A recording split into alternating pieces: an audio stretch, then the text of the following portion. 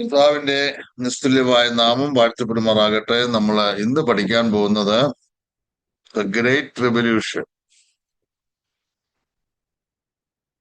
മഹോപദ്രവ കാലഘട്ടത്തെ കുറിച്ചാണ് നമ്മൾ ഇന്ന് ചിന്തിക്കാൻ പോകുന്നത്.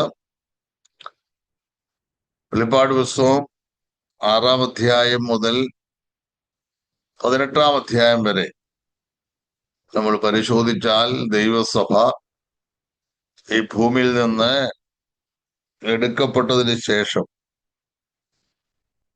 എതിർ ക്രിസ്തുവിന്റെ ഭരണകാലത്ത് ഭൂമിയിൽ നടക്കുന്ന ഭയാനകരമായ രംഗങ്ങളാണ് നമുക്ക് കാണുവാൻ തക്കവണ്ണം ഇടയായിത്തീരുന്നത്. നമ്മുടെ വാഴ്ത്തപ്പെട്ട കർത്താവ് ആ കാലഘട്ടത്തെ കുറിച്ച് പറയുന്ന ഒരു വേദഭാഗം നമ്മൾ അനവധി പ്രാവശ്യം കേട്ടിട്ടുണ്ടെങ്കിലും ഒന്നുകൂടെ ഒന്ന് വായിക്കാം. മത്തായിയുടെ സുവിശേഷം 24-ാം അധ്യായം 21-ാമത്തെ വാക്യം. മത്തായി 24-21.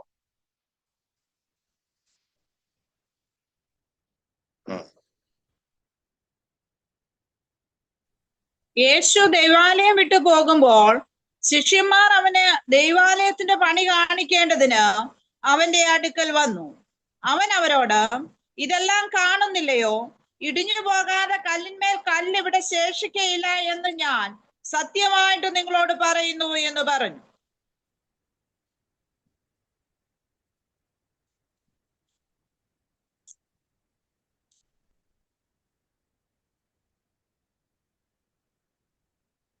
സുവിശേഷം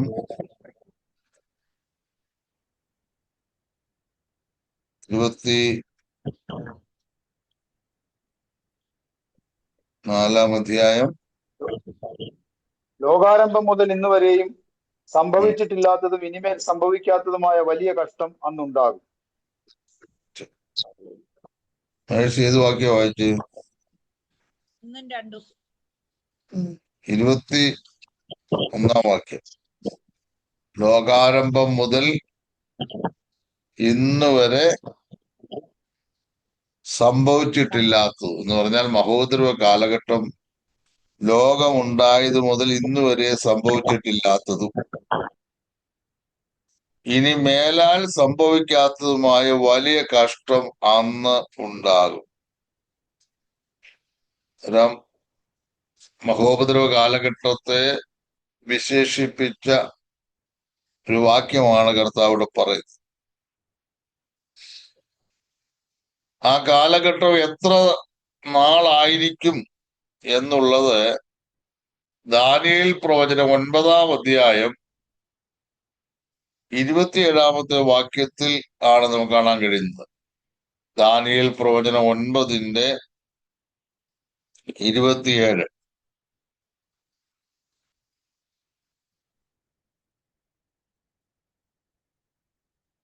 വായിക്കാം.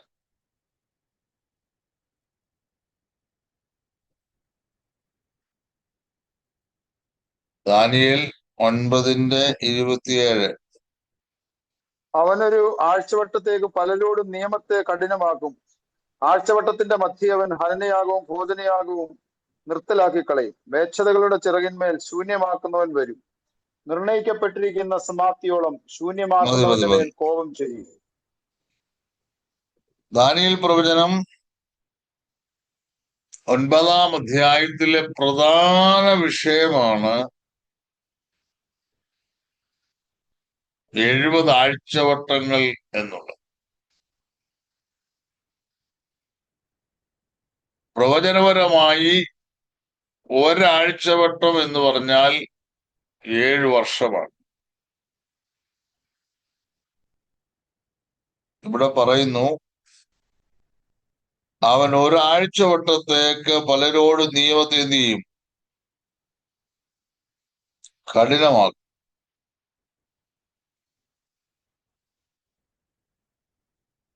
ആ ഒരാഴ്ചവട്ടം 7 ദിവസമാണ്, 7 വർഷമാണ്.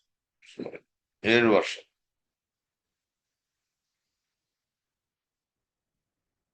ഇനി നടക്കാൻ പോകുന്ന സംഭവമാണ്.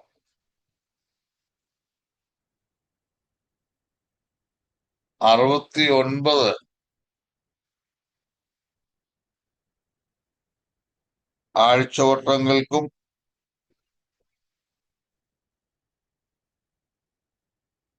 സമാപ്തി ഉണ്ടായി. ഈ ശേഷിക്കുന്ന ഒരു ആഴ്ചവട്ടം നടക്കാൻ പോവുകയാണ്. അത് മനസ്സിലാക്കണമെങ്കിൽ 24 മുതലുള്ള വാക്യങ്ങൾ നമ്മൾ വായിക്കണം.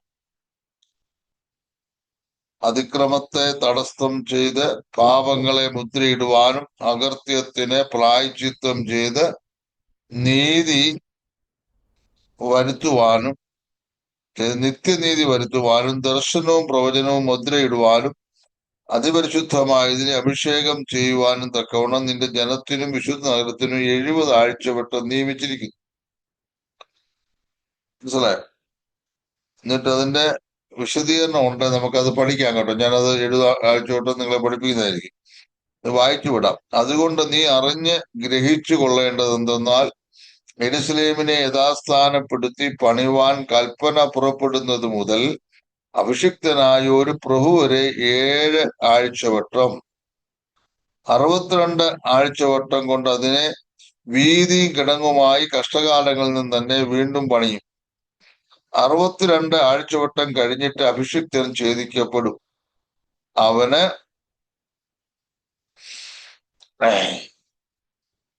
ആരും ഇല്ലെന്ന് വരും. പിന്നെ വരുവാനിരിക്കുന്ന പ്രഭുവിന്റെ പടജ്ജനം നഗരത്തെയും വിശുദ്ധ മന്ദിരത്തെയും നശിപ്പിക്കും. അവന്റെ അവസാനം ഒരു പ്രളയത്തോടെ ആയിരിക്കും. അവസാനത്തോളം യുദ്ധം ഉണ്ടാകും. ശൂന്യങ്ങളും നിർണയിക്കപ്പെട്ടിരിക്കുന്നു.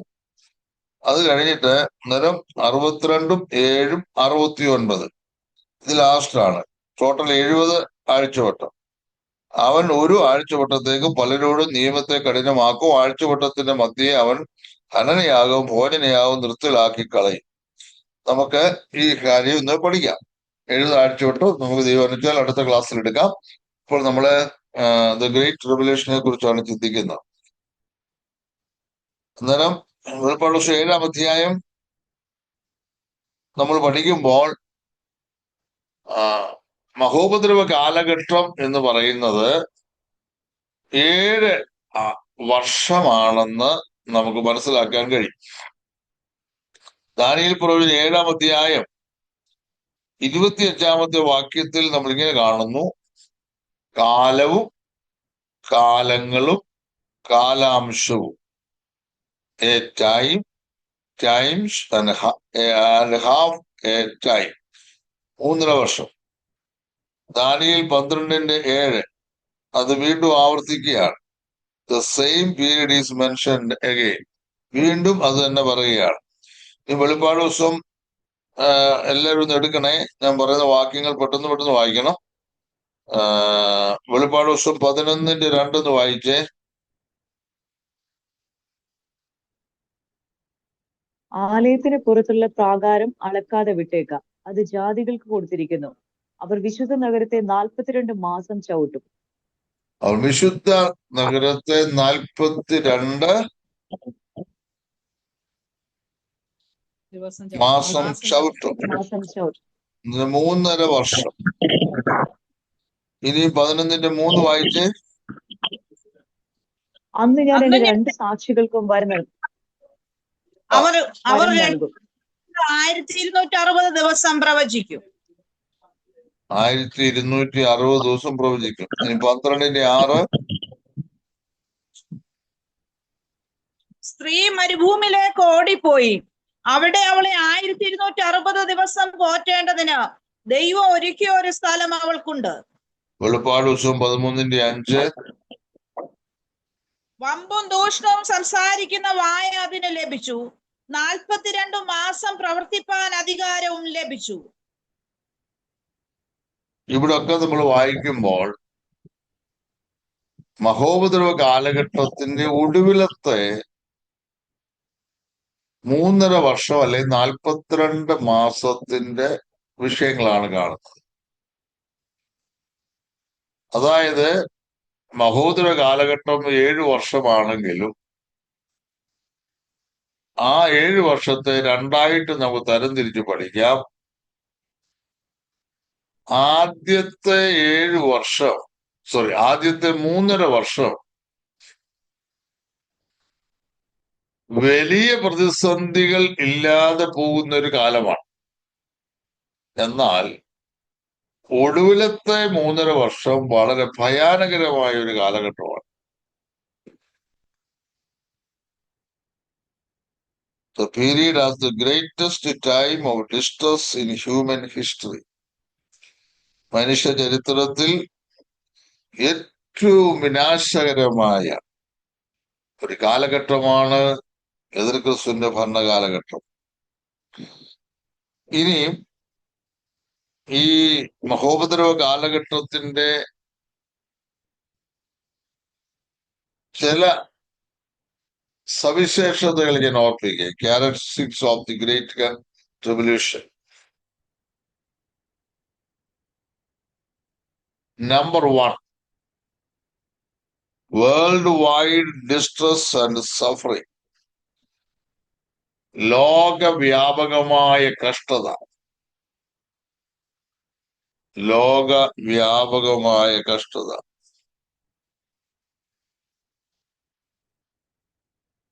എന്ന് പറഞ്ഞാൽ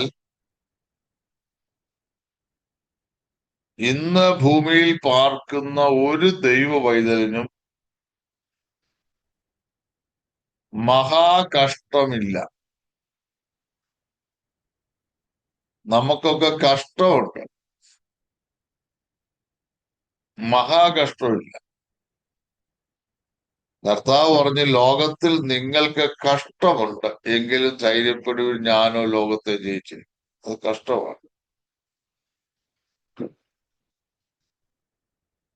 അപ്പോസ്തലരുടെ പുസ്തകത്തിൽ നമ്മൾ വായിക്കുന്നുണ്ട്, ഇങ്ങനെ നാം അനേക കഷ്ടങ്ങളിൽ കൂടെ ദൈവരാജ്യത്തിൽ കടക്കണം. മഹാകഷ്ടങ്ങൾ ഇല്ല. അതുപോലെ ഒരു വാക്യം കൊണ്ടൊന്ന് വായിക്കാം. 2 തീമോഥെയോസ് 3:12. 2 തീമോഥെയോസ് 3:12.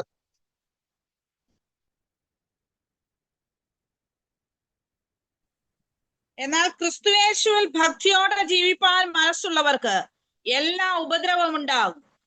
നമുക്ക് എന്തില്ല? ദ ഗ്രേറ്റ് ട്രിബുലേഷൻ ഇല്ല, എന്നാൽ ഉപദ്രവമുണ്ട്. ശ്രദ്ധിക്കണം, മഹോപദ്രവവും മഹാകഷ്ടവും ദൈവസഭയ്ക്കില്ല. അത് എതിർ ക്രിസ്തുവിന്റെ ഭരണകാലത്ത് സംഭവിക്കാൻ പോകുന്ന കാര്യമാണ്. എന്നാൽ നമുക്ക് കഷ്ടങ്ങളുണ്ട്, ഉപദ്രവങ്ങളുണ്ട്. ഈ മഹോപദ്രവ കാലഘട്ടത്തിന്റെ മറ്റൊരു പ്രത്യേകത 2 തെസ്സലോനിക്കർ 2-ാം അധ്യായത്തിൽ നമുക്ക് കാണാൻ കഴിയും. Rise of the antichrist. എതിർ ക്രിസ്തുവിന്റെ എഴുന്നേൽപ്പ്. മഹോപദ്രവ കാലഘട്ടത്തിലെ പ്രധാന കഥാപാത്രം എന്ന് പറയുന്നത് ആന്റി ക്രൈസ്റ്റാണ്.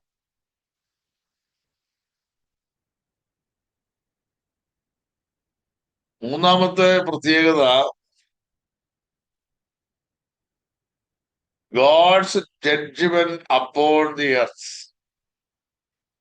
ഭൂമിയുടെ മേൽ ദൈവത്തിന്റെ ന്യായവിധികൾ മഹോപദ്രവ കാലഘട്ടത്തിൽ നടക്കുകയാണ്. ദൈവത്തിന്റെ ന്യായവിധികൾ ഭൂമിമേൽ ചൊരിയപ്പെടും. അത് വെളിപ്പാട് പുസ്തകം 6-ാം അധ്യായം മുതൽ 18-ാം അധ്യായം വരെ പഠിക്കുമ്പോൾ 7 മുദ്രയാലുള്ള ന്യായവിധി, 7 കാഹളങ്ങളാലുള്ള ന്യായവിധി, 7 ക്രോധകലശങ്ങളാലുള്ള ന്യായവിധി, 7 seals, 7 trumpets and 7 bowls. ഇപ്രകാരമുള്ള ന്യായവിധികളാണ് എതിർ ക്രിസ്തുവിന്റെ ഭരണകാലഘട്ടങ്ങളിൽ നടക്കുന്നത്. മാത്രമല്ല,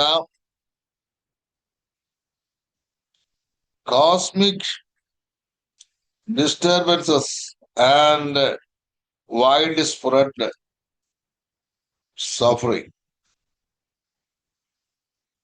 പ്രാപഞ്ചികമായ അനവധി പ്രയാസങ്ങളും കഷ്ടതകളും അന്നുണ്ടാകും. ആകാശത്തുനിന്ന് കൽമഴ പെയ്യും, ആകാശം മാറിപ്പോവും, സൂര്യൻ കരിമ്പടം പോലെ കറക്കും, സൂര്യൻ രക്തതുല്യമായി തീരും. അങ്ങനെ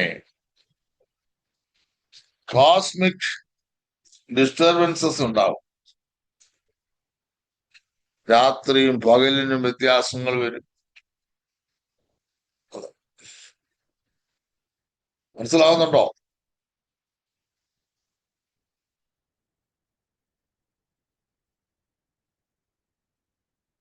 അടുത്തതായിട്ട് purpose of the great revolution. മഹോദര കാലത്തിന്റെ ഉദ്ദേശം.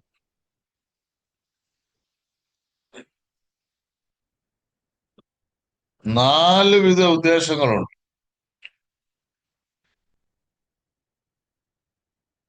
Purpose of the great revolution. ഒന്ന്, ദൈവത്തിനെതിരെ മത്സരിച്ച ലോകത്തെ ന്യായം വിധിക്കാൻ.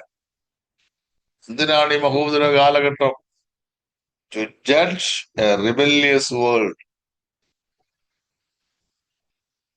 ദൈവത്തിനെതിരെ മത്സരിച്ച ലോകത്തെ ന്യായം വിധിക്കുവാൻ.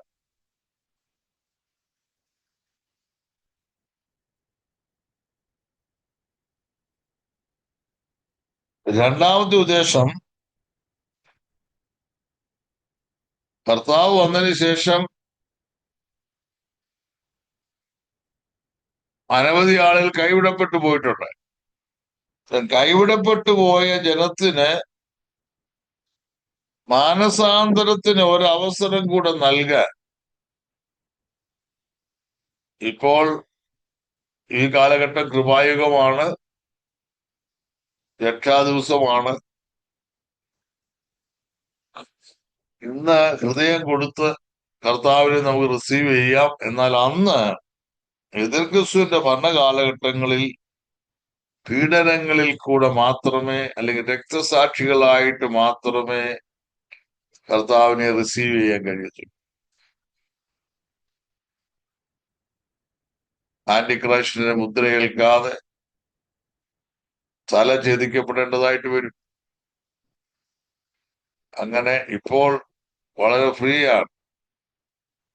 നമ്മൾ ദേവദാസന്മാരൊക്കെ പ്രസംഗിക്കുമ്പോൾ പറയത്തില്ലേ, ഇപ്പോഴാകുന്ന രക്ഷാദിവസം, ഇപ്പോഴാകുന്ന സുപ്രസാദ കാലം എന്ന് പറഞ്ഞു കഴിഞ്ഞാൽ ഇനി ഇങ്ങനൊരു അവസരം ഉണ്ടാകത്തില്ല. ഉണ്ടായാൽ അത് പീഡനങ്ങളിൽ കൂടാണ്. മനസ്സിലായോ? അത് വളരെ ബുദ്ധിമുട്ടുള്ള കാര്യമാണ്. എങ്കിലും കൈവിടപ്പെട്ടു പോയ ജനത്തിന് ഒരവസരം കൂടെ ദൈവം തരാൻ മഹോദര കാലഘട്ടം ദൈവം നിയമിച്ചിരിക്കുന്നു. മൂന്നാമത്,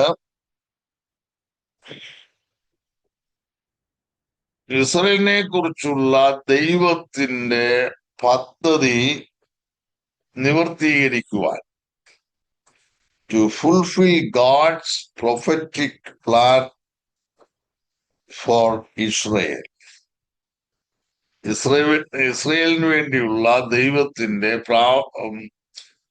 പ്രവചനപരമായ പദ്ധതി നിറവേറ്റുവാൻ.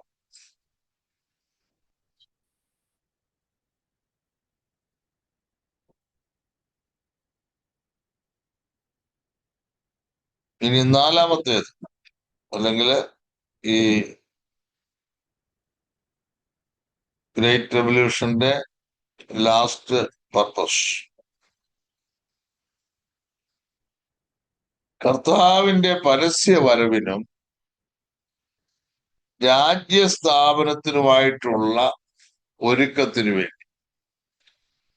കർത്താവിന്റെ വരവെന്ന് പറയുമ്പോൾ രഹസ്യവരവാണ് ഇപ്പോൾ സഭ പ്രതീക്ഷിക്കുന്നത്. അത് മധ്യാകാശത്തിലാണ്. എന്നാൽ സഭയോടുകൂടെ കർത്താവ് പരസ്യമായി വരും. അതാണ് public Advent of Jesus Christ. കർത്താവിന്റെ പരസ്യ വരവിനും 1000 ആണ്ട് വാഴ്ചയ്ക്കായിട്ടുള്ള ഒരുക്കം. Prepare the world for the return and reign of Jesus Christ. ഇത്തരം കാര്യങ്ങൾ പിടികിട്ടിയോ?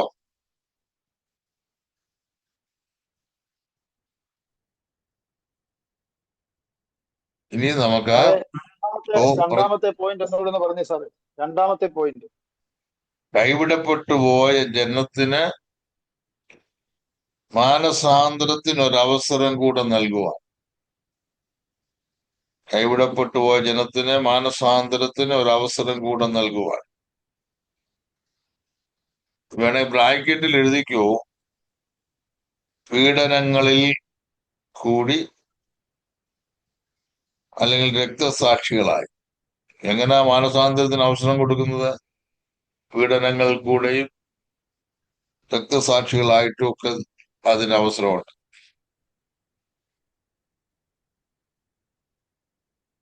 ഇന്ന് രക്ഷ സൗജന്യമാണ്, അന്ന് രക്ഷയ്ക്ക് വില കൊടുക്കണം. പിടികിട്ടിയോ?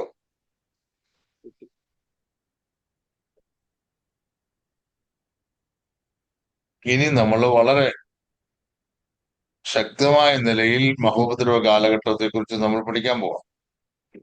എല്ലാവരും തയ്യാറായോ? ഒത്തിരി പേര് വന്നില്ല, എങ്കിലും വന്നവര് നീറ്റിന്റെ പരീക്ഷ ആണോ? ആ, ഓക്കെ. ഗീവോൺ തിയോളജിക്കൽ സെമിനാരിയിൽ എത്ര പേര് നീറ്റിന് എഴുതുന്നു എനിക്കറിയില്ല, എങ്കിലും പിള്ളേരുടെ കൂടെ പോയി കാണും. സത്യമാണ്. എനിവേ, നമുക്ക് വെളിപ്പാട് പുസ്തകം 6-ാം അധ്യായം എടുക്കാം. അതിന്റെ 1-2 വാക്യങ്ങൾ വായിക്കാം. വെളിപ്പാട് പുസ്തകം 6-ന്റെ 1-2 വാക്യങ്ങൾ. കുഞ്ഞാട് മുദ്രകളിൽ ഒന്ന് പൊട്ടിച്ചപ്പോൾ നീ വരിക എന്ന 4 ജീവികളിൽ ഒന്ന് ഇടിമുഴക്കം പോലെ പറയുന്നത് ഞാൻ കേട്ടു. അപ്പോൾ ഞാൻ ഒരു വെള്ളക്കുതിരയെ കണ്ടു. അതിന്മേൽ ഇരിക്കുന്നവന്റെ കയ്യിൽ ഒരു വില്ലുണ്ട്. അവനൊരു കിരീടവും ലഭിച്ചു. അവൻ ജയിക്കുന്നവനായും ജയിപ്പാനായും പുറപ്പെട്ടു. ആമേൻ. വ്യാഖ്യാനങ്ങളൊക്കെ വളരെ ശ്രദ്ധിച്ചിരുന്നെങ്കിലേ പിടികിട്ടത്തുള്ളൂ. ഇത് സുവിശേഷമോ ലേഖനമോ ഒന്നുമല്ല. വെളിപ്പാട് ദിവസം പഠിക്കണമെങ്കിൽ നല്ലപോലെ പരിശുദ്ധാത്മാവിന്റെ സഹായം ആവശ്യമാണ്. അതുകൊണ്ട് ശ്രദ്ധിച്ചു പഠിക്കണം. ഇവിടെ കുഞ്ഞാട് മുദ്രകളിൽ ഒന്ന് പൊട്ടിച്ചപ്പോൾ, അങ്ങനല്ലേ? അന്നേരം മുദ്ര പൊട്ടിക്കുന്നത് ആരാ? പറഞ്ഞാൽ കുഞ്ഞാടെന്ന് പറഞ്ഞാൽ നമ്മുടെ വാഴ്ത്തപ്പെട്ട കർത്താവാണ്. യേശുക്രിസ്തുവിന്റെ പര്യായ പദമാണ് കുഞ്ഞാട്. യോഹന്നാൻ സ്നാപകൻ പറയുന്നുണ്ടല്ലോ, യോഹന്നാന്റെ 1-ാം അധ്യായം അവസാന ഭാഗത്ത് കാണാം, ഇതാ ലോകത്തിന്റെ പാപത്തെ ചുമക്കുന്ന ദൈവത്തിന്റെ കുഞ്ഞാട്. 5-ാം അധ്യായം വെളിപ്പാട് 5-ാം അധ്യായത്തിൽ നടന്ന സംഭവം എന്നാ? സ്വർഗത്തിലോ ഭൂമിയിലോ ഈ മുദ്ര പൊട്ടിക്കാൻ യോഗ്യനായി ആരെയും കാണായി കൊണ്ട് യോഹന്നാൻ ഇതങ്ങ് കരയുക. അത് ഭയങ്കര കരച്ചിലായി. നമ്മൾ പറയത്തില്ല, ഒരു 1-1.5 കരച്ചിൽ, ഭയങ്കരമായിട്ടിരുന്ന് കരച്ചിൽ. ആ സമയത്ത് പുള്ളി കേട്ട ഒരു ശബ്ദം, യോഹന്നാനെ നീ കരയണ്ട, യഹൂദാ ഗോത്രത്തിലെ സിംഹവും ദാവീദിന്റെ വേരുമായ അറുക്കപ്പെട്ട കുഞ്ഞാട് മുദ്ര പൊട്ടി പുസ്തകം വാങ്ങുവാനും അതിന്റെ മുദ്ര പൊട്ടിപ്പാനും ജയം പ്രാപിച്ചിരിക്കുന്നു. എന്നാൽ ഇവിടെ ഇപ്പോൾ ന്യായവിധി, മഹോദര കാലഘട്ടത്തിലെ ന്യായവിധി ഇനാഗ്രേറ്റ് ചെയ്യപ്പെടുകയാണ്. കുഞ്ഞാടാണ് മുദ്ര പൊട്ടിക്കുന്നത്. ഒരു കാര്യം ഓർക്കണം, രക്ഷ തരാൻ അധികാരമുള്ളവന് ശിക്ഷിക്കാനും അധികാരമുണ്ടെന്നുള്ള കാര്യം മറക്കരുത്. മനസ്സിലായോ? ഒന്നുകിൽ രക്ഷ, അല്ലെങ്കിൽ ശിക്ഷ. ഇവിടെ നമ്മൾ വായിക്കുമ്പോൾ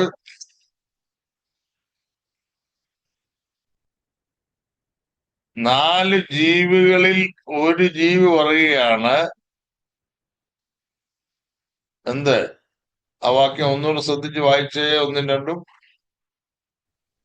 കുഞ്ഞാട് മുദ്രകളിൽ ഒന്ന് പൊട്ടിച്ചപ്പോൾ ആ. നീ വരിക, നാല് ജീവികളിൽ ഒന്ന് ഇടിമുഴക്കം പോലെ പറയുന്നത് ഞാൻ കേട്ടു.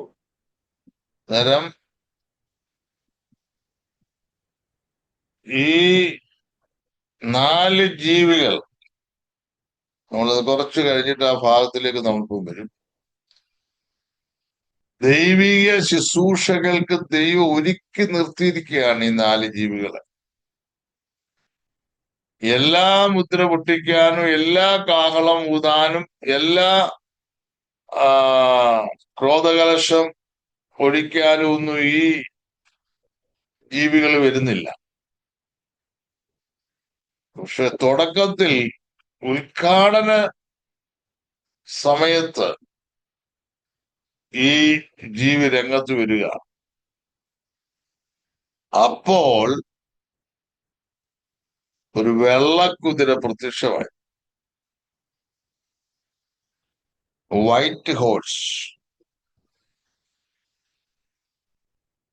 ഏറ്റവും അധികം തെറ്റിദ്ധരിക്കപ്പെടാൻ സാധ്യതയുള്ള ഒരു ഭാഗമാണ്.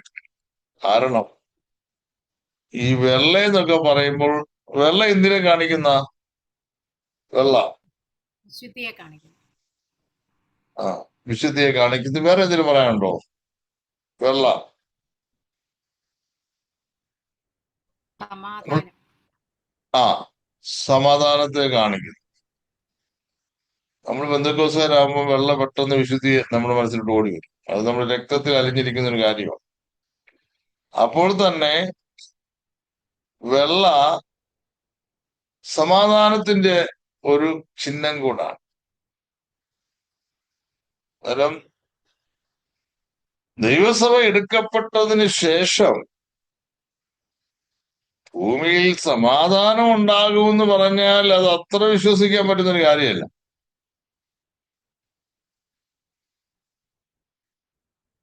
ഒന്ന് നോക്കിക്കേ, വെളിപ്പാട് ദിവസം 19:11 നോക്കിക്കേ. നിങ്ങൾക്ക് കൺഫ്യൂഷൻ ആകാതിരിക്കാൻ വേണ്ടിയാണ് ആ ഭാഗം ഞാൻ എടുക്കുന്നത്. വെളിപ്പാട് ദിവസം തുറന്നിരിക്കുന്നത് ഞാൻ കണ്ടു. ഒരു വെള്ള കുതിര പ്രത്യക്ഷമായി. അതിന്മേൽ ഇരിക്കുന്നവന് വിശ്വസ്തനും സത്യവാനും എന്ന് പേർ. അവൻ നീതിയോടെ വിധിക്കുകയും. വെളിപ്പാട് ദിവസം 6-ാം അധ്യായം 1-2 വാക്യങ്ങളിൽ നമ്മൾ ശ്രദ്ധിക്കുന്ന വെള്ളക്കുതിരയും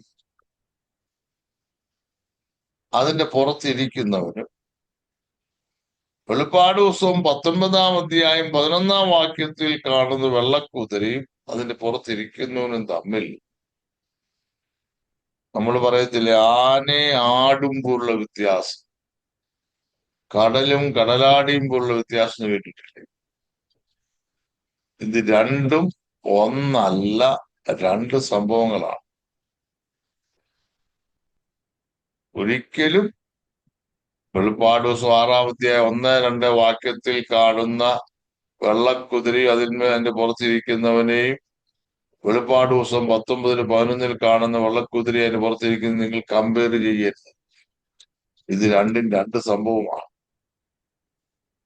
വെളിപ്പാട് ദിവസം 6-ാം അധ്യായം 1-2 വാക്യങ്ങൾ കാണുന്നത് എതിർ ക്രിസ്തുവിന്റെ സംഭവമാണ്. എന്നാൽ വെളിപ്പാട് ദിവസം 19-11 കാണുന്നത് കർത്താവായ യേശു ക്രിസ്തുവാണ്. മനസ്സിലായോ? ഞാൻ ഒന്നുകൂടെ ഒന്ന് വിവരിക്കാം. ഇവിടെ എതിർ ക്രിസ്തുവിന്റെ ഭരണം തുടങ്ങുമ്പോൾ ഇദ്ദേഹം വെള്ളക്കുതിരയുടെ പുറത്താ പ്രത്യക്ഷമാകുന്നത്. 2 Corinthians 11:14 നമ്മൾ വായിക്കുന്നു, Satan himself is transformed unto an angel of light. സാത്താൻ താനും വെളിച്ചദൂതന്റെ വേഷം ധരിക്കുന്നു. ഇവിടെ ഇപ്പോൾ ആന്റി ക്രൈസ്റ്റ് അല്ലെങ്കിൽ സാത്താൻ കർത്താവിന്റെ വേഷമാ ധരിച്ചേക്കുന്നത്. ആർക്കും ആരുടെയും വേഷം ധരിക്കാം.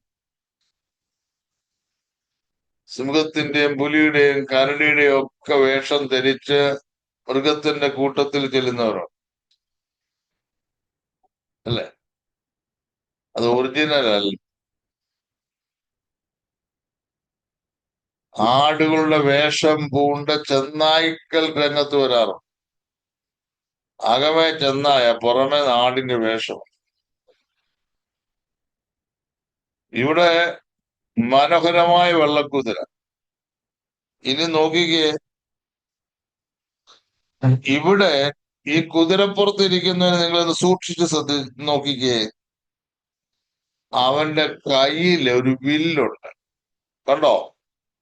എന്തുണ്ട്? ഒരു വില്ലുണ്ട്.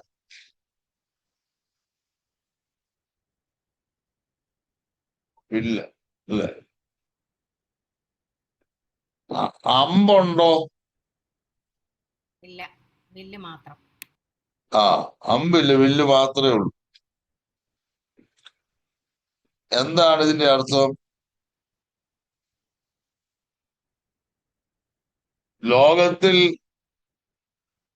വില്ലില്ലാതെ അമ്പ് കൊണ്ട് യുദ്ധം ചെയ്യാൻ പറ്റുമോ? നമ്മൾ എപ്പോഴും പറയൂല അമ്പും വില്ലും, അമ്പും വില്ലും. അങ്ങനല്ലേ പറയുന്നേ? ഇവിടെ ഈ കുതിരപ്പുറത്തിരിക്കുന്നവന്റെ കയ്യിൽ അമ്പില്ല, വില്ല് മാത്രമേ ഉള്ളൂ. ഇത് ഒരു യാഥാർത്ഥ്യം ഓർപ്പിക്കുന്ന സംഭവമാണ്. രക്തച്ചൊരിച്ചില് കൂടാതെ ജനത്തെ സ്വാധീനിക്കാനുള്ള സംഭവമാണിത്. വശീകരണത്തോടുകൂടെ, മുഖസ്തുതിയോടുകൂടെ ജനത്തെ വശത്താക്കാനാണ് അമ്പില്ലാത്ത വില്ലുമായി ഈ കുതിരപ്പുറത്തിരിക്കുന്നവൻ വരുന്നത്. ഒന്നുകൂടെ നമ്മൾ ശ്രദ്ധിച്ചാൽ, ഈ കുതിരപ്പുറത്തിരിക്കുന്നവന് ഒരു കിരീടം കിട്ടിയെന്ന അങ്ങനെയല്ലേ എഴുതിയിരിക്കുന്നേ? അവനൊരു കിരീടവും ലഭിച്ചു. നേരത്തെ ഈ കിരീടമായിട്ട് വന്നവനല്ല, പിന്നെയാണ് ഈ കിരീടം കിട്ടുന്നത്. എന്നിട്ട് ഇവൻ പുറപ്പെടുന്ന നോക്കിക്കേ, ജയിക്കുന്നവനായും ജയിപ്പാനായും പുറപ്പെട്ടു. ഓരോ വാക്കുകൾക്ക് അർത്ഥമുണ്ട്, മനസ്സിലായോ? എന്നാൽ ഈ കുതിരപ്പുറത്തിരിക്കുന്നവൻ എതിർ ക്രിസ്തുവാണെന്നുള്ളത് യാതൊരു സംശയമില്ല. കിരീടം ഒരു ഭരണാധികാരിയുടെ സിമ്പലാണ്.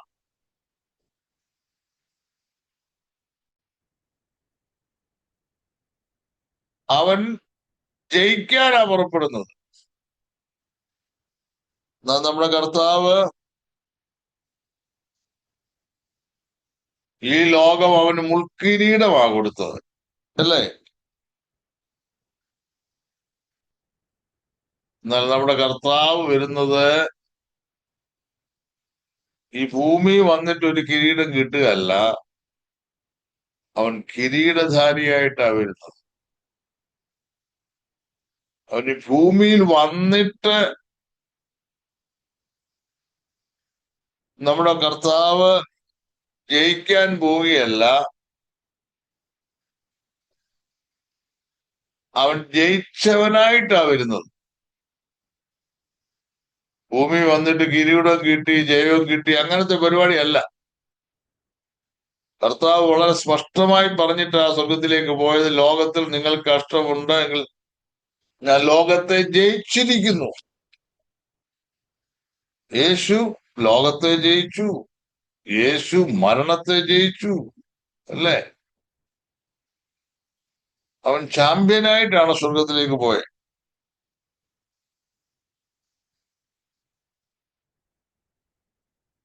ഇനി ലോകം അവന് മുൾക്കിരീടം കൊടുത്തെങ്കിൽ ഇനി നമ്മുടെ കർത്താവ് വരുന്നത് പൊൻകിരീടം ചൂടിയാണ്.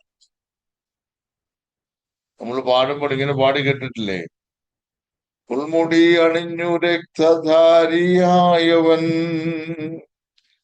പൊൻകിരീടം ചൂടി തേജപൂർണനായിതാ. മുൾമുടി അണിഞ്ഞു രക്തധാരിയായവൻ പൊൻകിരീടം ചൂടി തേജപൂർണനായിതാ. യേശു വരുന്നേ, പൊന്നേശു വരുന്നേ, വരവിനായി തൻ വചനമ്പോൾ നീ ഒരുങ്ങിയിടുന്നു.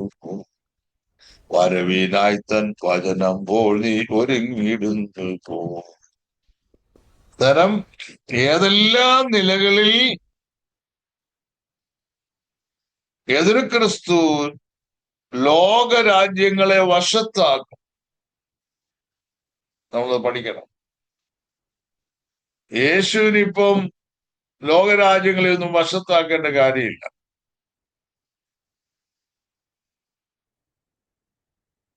മുഖസ്തുതിയിൽ കൂടോ വശീകരണ വാക്കുകളിൽ കൂടോ സ്വാധീനത്തിൽ കൂടോ ഒന്നും കർത്താവിന് ആരെയും വശത്താക്കേണ്ട കാര്യമില്ല.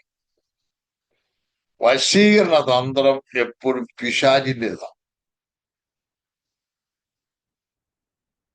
ഇനി ഏതെല്ലാം നിലകളിലാണ് എതിർ ക്രിസ്തു ലോകരാജ്യങ്ങളെ വശത്താക്കുന്നത്, നമ്മളത് പഠിക്കാൻ പോവാം. ഒന്നാമത്,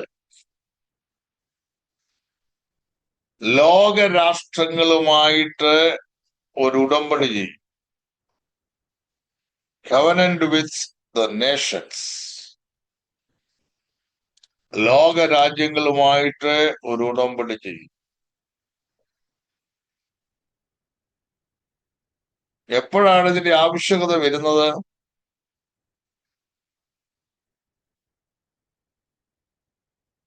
നമ്മുടെ കർത്താവ് മധ്യാകാശത്തിൽ വരുമ്പോൾ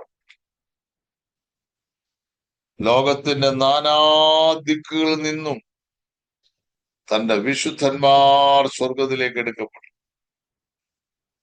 ഞാൻ കഴിഞ്ഞ ക്ലാസ്സിൽ ഓർപ്പിച്ചതുപോലെ വാഹനങ്ങളിൽ സഞ്ചരിച്ചവരിൽ, KSRTC ആണെങ്കിലും പ്രൈവറ്റ് ബസ്സിലാണെങ്കിലും കാറിലാണെങ്കിലും വാനിലാണെങ്കിലും രക്ഷിക്കപ്പെട്ട് സ്നാനപ്പെട്ട ദൈവമക്കൾ വാഹനങ്ങളിൽ നിന്ന് കണ്ണിമയ്ക്കുന്നിടയിൽ രൂപാന്തരം പ്രാപിച്ച് സ്വർഗത്തിലേക്ക് എടുക്കപ്പെടും.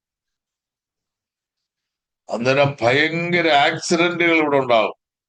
ആ സമയത്ത് ഫാക്ടറികളിൽ ജോലി ചെയ്യുന്നവര്, മെയിൻ ഫങ്ഷൻ ഒക്കെ ചെയ്യുന്ന ആളുകൾ രക്ഷിക്കപ്പെട്ടവരാണെങ്കിൽ കർത്താവിന്റെ വരവിൽ അവരെടുക്കപ്പെടും. പിന്നെ ചിലപ്പോൾ ഫാക്ടറി വലിയ സ്ഫോടനങ്ങളും പൊട്ടിത്തെറികളും ഒക്കെ ഉണ്ടാകും. അതുപോലെ വയലിൽ ജോലി ചെയ്യുന്ന പ്രിയപ്പെട്ടവര്, പ്ലെയിനിൽ യാത്ര ചെയ്യുന്ന പ്രിയപ്പെട്ടവര്, ഷിപ്പിൽ യാത്ര ചെയ്യുന്ന പ്രിയപ്പെട്ടവര്,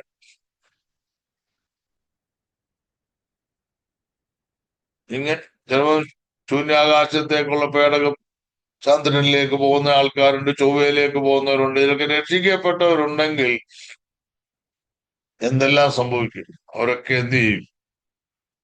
അവരെയൊക്കെ ആ പേടകമൊക്കെ പൊട്ടി അവർ പുറത്തു വന്ന് കർത്താവിന്റെ സ്ഥലിൽ പോകും. അന്നേരം ഈ പരിതാപകരമായ സാഹചര്യത്തിൽ ലോകരാജ്യങ്ങളിലെല്ലാം ഒരു അനിശ്ചിതത്വവും വലിയ പ്രയാസവും വരും. അവരൊരിക്കലും അറിയുന്നില്ലല്ലോ ഇതെന്നാ സംഭവം. ലോകത്തിലെ 5 വലിയ ഭൂഖണ്ഡങ്ങളിലും ശക്തമായ തകർച്ചകൾ ഉണ്ടാകും. ആ സമയത്ത് എതിർ ക്രിസ്തു തകർന്നു കിടക്കുന്ന ലോകരാജ്യങ്ങളെ തന്റെ കുടക്കീഴിൽ കൊണ്ടുവരുവാൻ രാജ്യങ്ങളുമായി ഉടമ്പടി. നമുക്കറിയാമല്ലോ, വെള്ളം കുടിച്ച് ചാകുന്ന ഒരു മനുഷ്യന് എങ്ങനെങ്കിലും രക്ഷപ്പെടാൻ വേണ്ടി ആഗ്രഹിക്കുന്നത് പോലെ തകർന്നുകൊണ്ടിരിക്കുന്ന ഈ ലോകത്തിലെ സംവിധാനങ്ങളെ ഒന്ന് നേരെ നിർത്താൻ വേണ്ടി അന്ന് രാജ്യങ്ങൾ കുശാഗ്ര ബുദ്ധിയുള്ള ബുദ്ധിയുള്ള ആന്റിക്രൈസ്റ്റുമായിട്ട് ഉടമ്പടി ചെയ്യും. ആന്റിക്രൈസ്റ്റ് ആണെന്ന് പറഞ്ഞുകൊണ്ടല്ല ഉടമ്പടി ചെയ്യുന്നത്, വേൾഡ് ലീഡറായിട്ടാണ് ഉടമ്പടി ചെയ്യുന്നത്. അത് അക്സെപ്റ്റ് ചെയ്യുക. ഇപ്പൊ നമുക്കറിയാം, അമേരിക്കയുമായി എത്രയോ രാജ്യങ്ങളാണ് ഉടമ്പടി ചെയ്യുന്നത്. അമേരിക്കയുടെ പവർ കൊണ്ട് ഒരുപാട് രാജ്യങ്ങൾ പല എഗ്രിമെന്റുകളിൽ ഒപ്പിടുക. ഇതുവരെ നമ്മുടെ കർത്താവ് വന്നിട്ടില്ല. യാതൊരു പ്രയാസങ്ങളും ആ നിലയിൽ ഇല്ലെങ്കിലും ഒരുപാട് രാജ്യങ്ങൾ US-ഉമായിട്ട് എന്ത് ചെയ്തിട്ടുണ്ട്? കൈകോർത്തിട്ടുണ്ട്.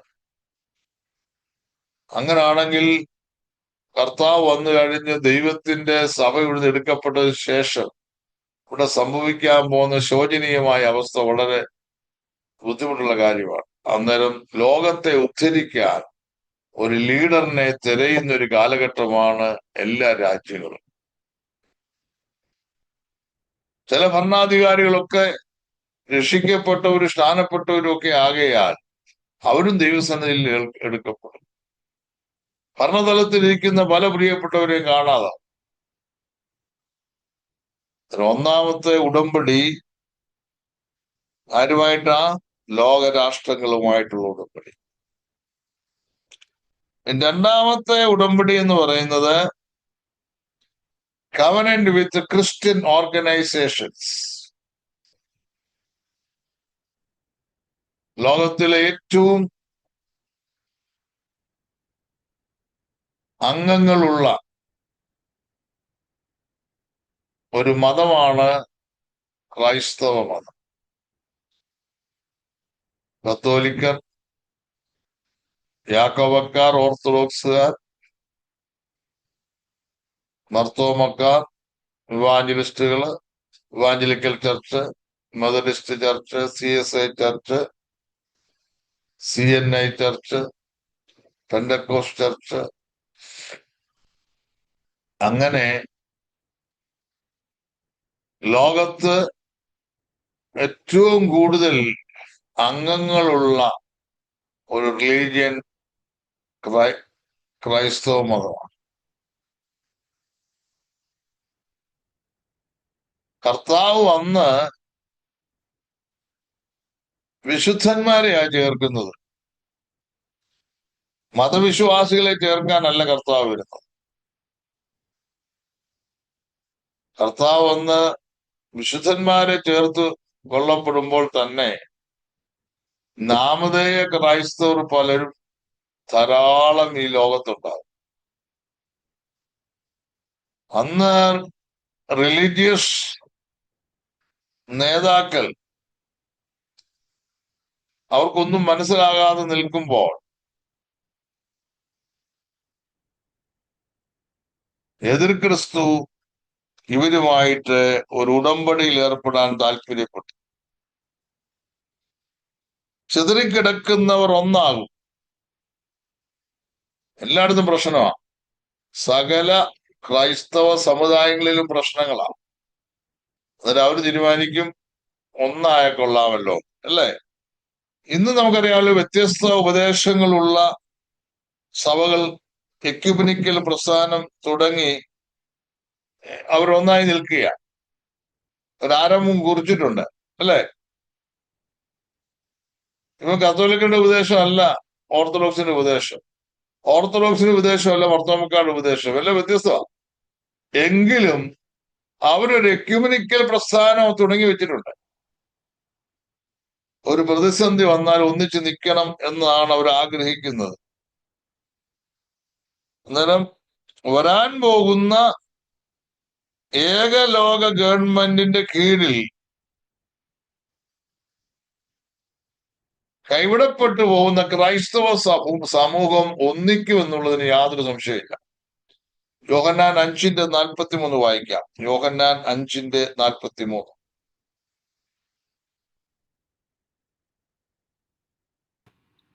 ഞാൻ എന്റെ പിതാവിന്റെ നാമത്തിൽ വന്നിരിക്കുന്നു, എന്നെ നിങ്ങൾ കൈക്കൊള്ളുന്നില്ല.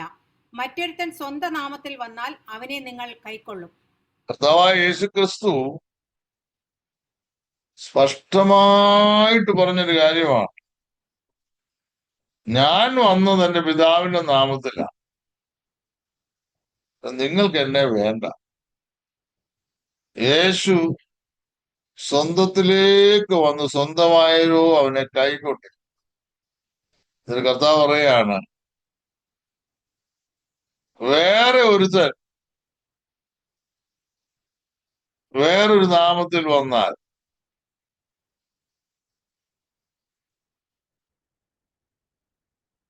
ആ വാക്യം ഒന്നുകൂടെ വായിച്ച്, എത്ര നല്ലൊരു വാക്യം എന്നറിയാമോ? ഒന്നുകൂടെ ശ്രദ്ധിച്ച് വായിച്ച്. ഞാൻ എന്റെ പിതാവിന്റെ നാമത്തിൽ വന്നിരിക്കുന്നു, ആ എന്നെ നിങ്ങൾ കൈക്കൊള്ളുന്നില്ല. മറ്റൊരുത്തൻ സ്വന്തം നാമത്തിൽ വന്നാൽ അവനെ നിങ്ങൾ കൈക്കൊള്ളും. മറ്റൊരുത്തൻ പിതാവായ ദൈവത്തിന്റെ നാമത്തിലോ ക്രിസ്തുവിന്റെ നാമത്തിലോ ഒന്നും അല്ല വരുന്നത്, അവന്റെ സ്വന്തം നാമത്തിലാ വരുന്നത്. അവരെ അംഗീകരിക്കും. മനസ്സിലായോ?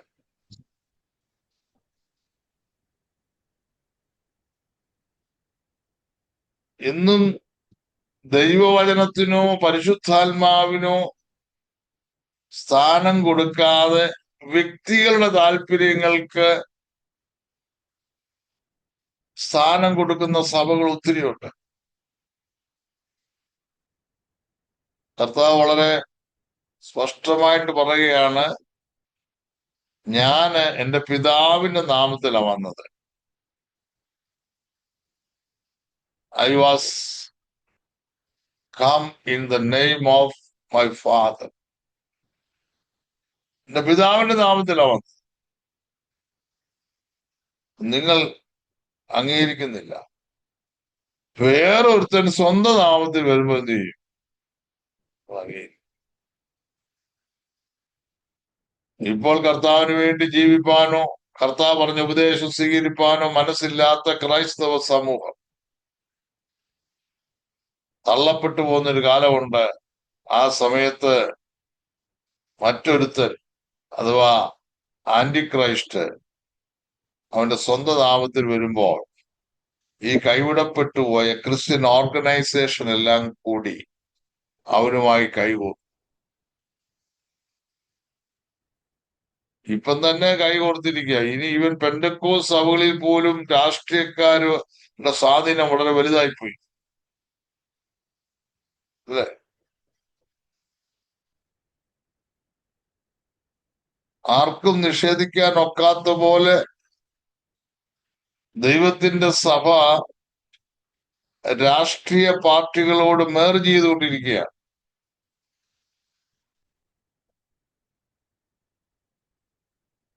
ഇതിന്റെ ഒരു പൂർണ്ണ രൂപം ദൈവസഭയിൽ എടുക്കപ്പെട്ടതിന് ശേഷം ഈ ഭൂമിയിൽ നമുക്ക് കാണുവാൻ തക്കവണ്ണം ഇടയായിത്തീരും.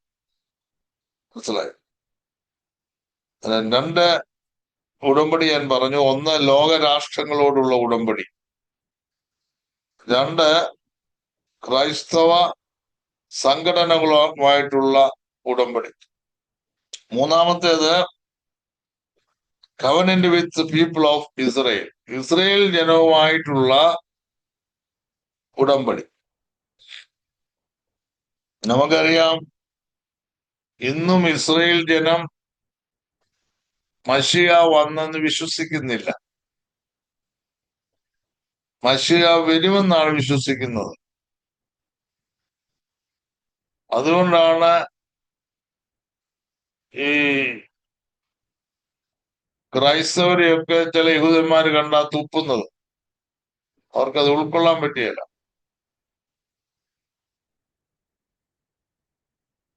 Israel is waiting for new മസായ.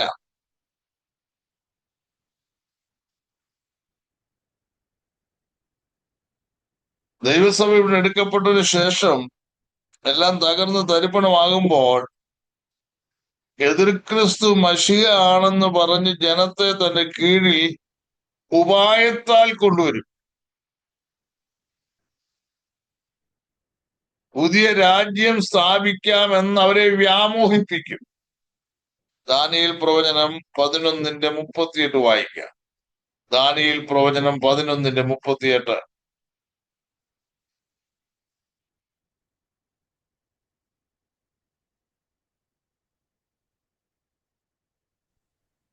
അതിനു പകരം അവൻ കോട്ടകളുടെ ദേവനെ ബഹുമാനിക്കും.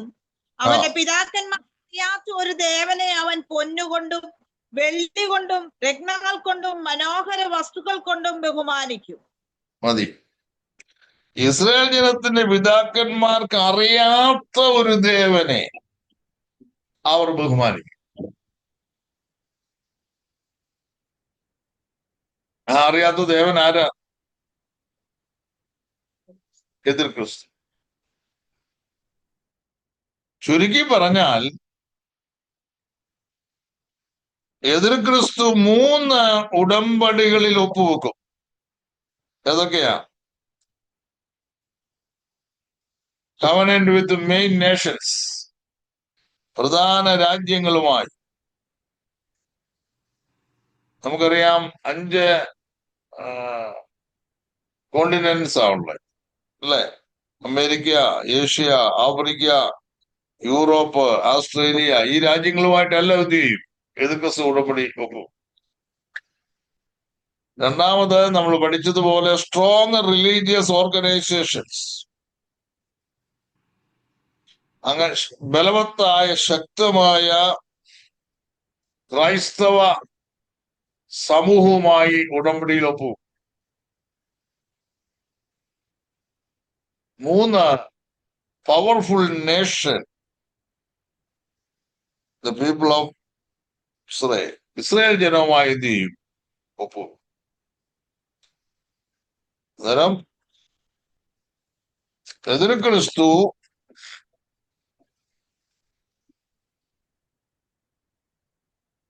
ഒപ്പുവെക്കാൻ പോകുന്നത് ഇങ്ങനെയുള്ള ഉയർന്ന നിലവാരമുള്ള രാജ്യങ്ങൾ, religious organisation and powerful nation.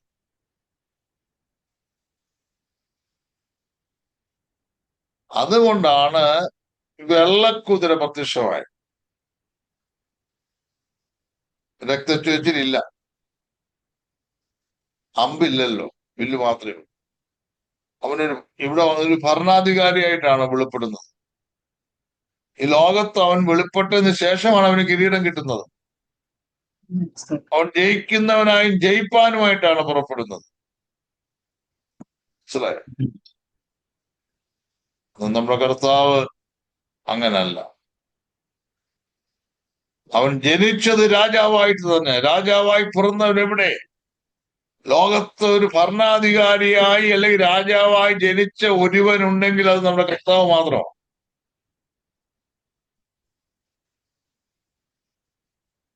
അവൻ സ്വർഗത്തിൽ നിന്ന് ഭൂമിയിലോട്ട് വന്നിട്ട് ജയിക്കേണ്ട കാര്യമില്ല. കർത്താവ് എന്താ പറഞ്ഞത്? സ്വർഗത്തിലും ഭൂമിയിലും സകല അധികാരവും എനിക്ക് നൽകപ്പെട്ടിരിക്കുന്നു.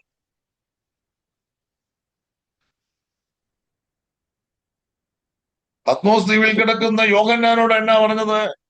മരണത്തിന്റെയും പാതാളത്തിന്റെയും താക്കോൽ എന്റെ കൈവശമുണ്ട്.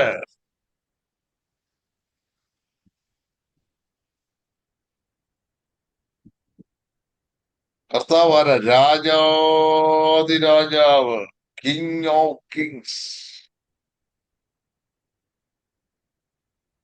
സകല കർത്താക്കന്മാരിലും ഉന്നതനായ.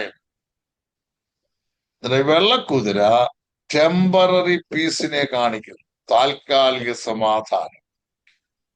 എതിർ ക്രിസ്തു ഭരണം ഏറ്റെടുക്കുമ്പോൾ ജനമെല്ലാം വിശ്വസിക്കത്തക്കവണ്ണം ആദ്യത്തെ ഭരണം സമാധാനമെന്ന് തോന്നിപ്പിക്കുന്ന നിലയിലുള്ള ഒരു പരിപാടിയാണ്. പറയത്തില്ലേ, അത് മനുഷ്യന്റെ കണ്ണിൽ പൊടി വാരിയിടാൻ വേണ്ടിയാണ് എന്ന് പറഞ്ഞ പോലെ ജനത്തെ തെറ്റിദ്ധരിപ്പിക്കാൻ വേണ്ടി വെള്ളക്കുതിര പുറത്ത് വന്നെന്ന് മാത്രമേ ഉള്ളൂ.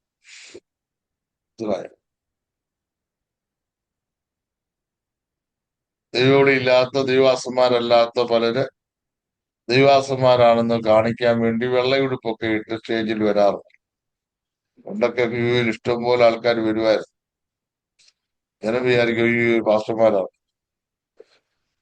അവരുടെ സാക്ഷ്യത്തിലും പ്രസംഗത്തിലും അവരെ നമ്മൾ മനസ്സിലാക്കുമ്പോൾ അറിയും ഇവര് അങ്ങനത്തെ ആൾക്കാരല്ല എന്ന് മനസ്സിലാക്കാൻ കഴിയും. ഇനി രണ്ടാമത്തെ സീല് 3-4 വാക്യം വായിക്കാം. 3-4.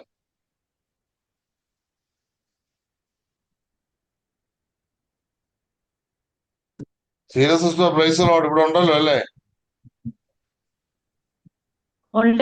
ഉണ്ട് ശ്രദ്ധിച്ചാ കേൾക്കുന്ന കേട്ടോ. അത് അറിയാൻ വേണ്ടിയാ. ആരും അല്ലില്ല അനങ്ങുന്നു.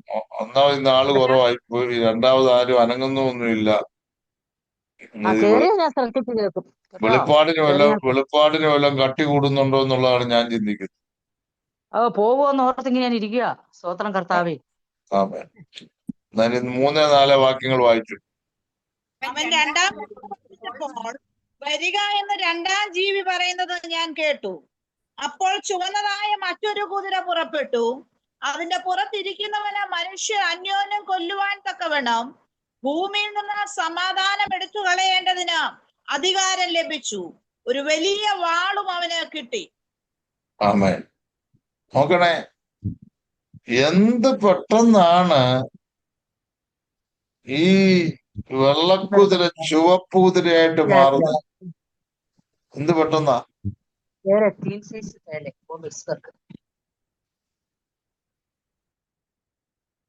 അല്ലേ? എന്ത് പെട്ടെന്നാ. എതിർ ക്രിസ്തു ഞാൻ മുമ്പേ പറഞ്ഞ പോലെ എല്ലാ രാജ്യങ്ങളുമായിട്ടും ക്രൈസ്തവ ഓർഗനൈസേഷനുമായിട്ടും ഇസ്രയേൽ രാഷ്ട്രവുമായിട്ട് ഉടമ്പടിയിൽ ഏർപ്പെടും. അപ്പോൾ എതിർ ക്രിസ്തുവിന്റെ നയപ്രഖ്യാപനം ഉണ്ടാകും. നമുക്കറിയാമല്ലോ, ദേശത്ത് സംസ്ഥാനങ്ങൾക്ക് തെരഞ്ഞെടുപ്പ് നടക്കുമ്പോൾ മന്ത്രിസഭാ യോഗത്തിൽ ആദ്യത്തെ ഗവർണറുടെ നയപ്രഖ്യാപനം കേട്ടിട്ടില്ലേ? എന്ന് പറഞ്ഞ പോലെ ഇവിടെ ആന്റി ക്രൈസ്റ്റ് തന്റെ നയം വ്യക്തമാണ്. ആ സമയത്ത് എതിർപ്പ് പ്രകടിപ്പിക്കുന്നവരുണ്ട്, ഇത് അംഗീകരിക്കാത്തവരുണ്ട്. മനസ്സിലായോ? അങ്ങനെ എതിർപ്പ് പ്രകടിപ്പിക്കുന്നവരെ യുദ്ധം ചെയ്ത് അവരുടെ അധികാരത്തിന്റെ പരിധിയിൽ കൊണ്ടുവരും. മത്തായി 24:21 ഒന്നുകൂടെ വായിച്ചു. മത്തായി 24:21.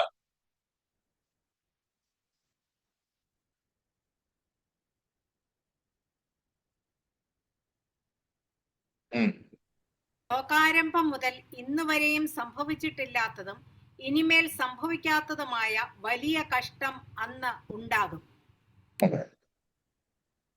ഇന്നുണ്ടാകുന്നല്ല, അന്നുണ്ടാകും.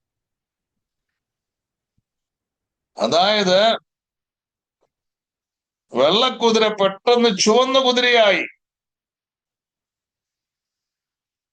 ആ കുതിരപ്പുറത്തിരിക്കുന്നവനെ ശ്രദ്ധിച്ചു നോക്കിക്കേ.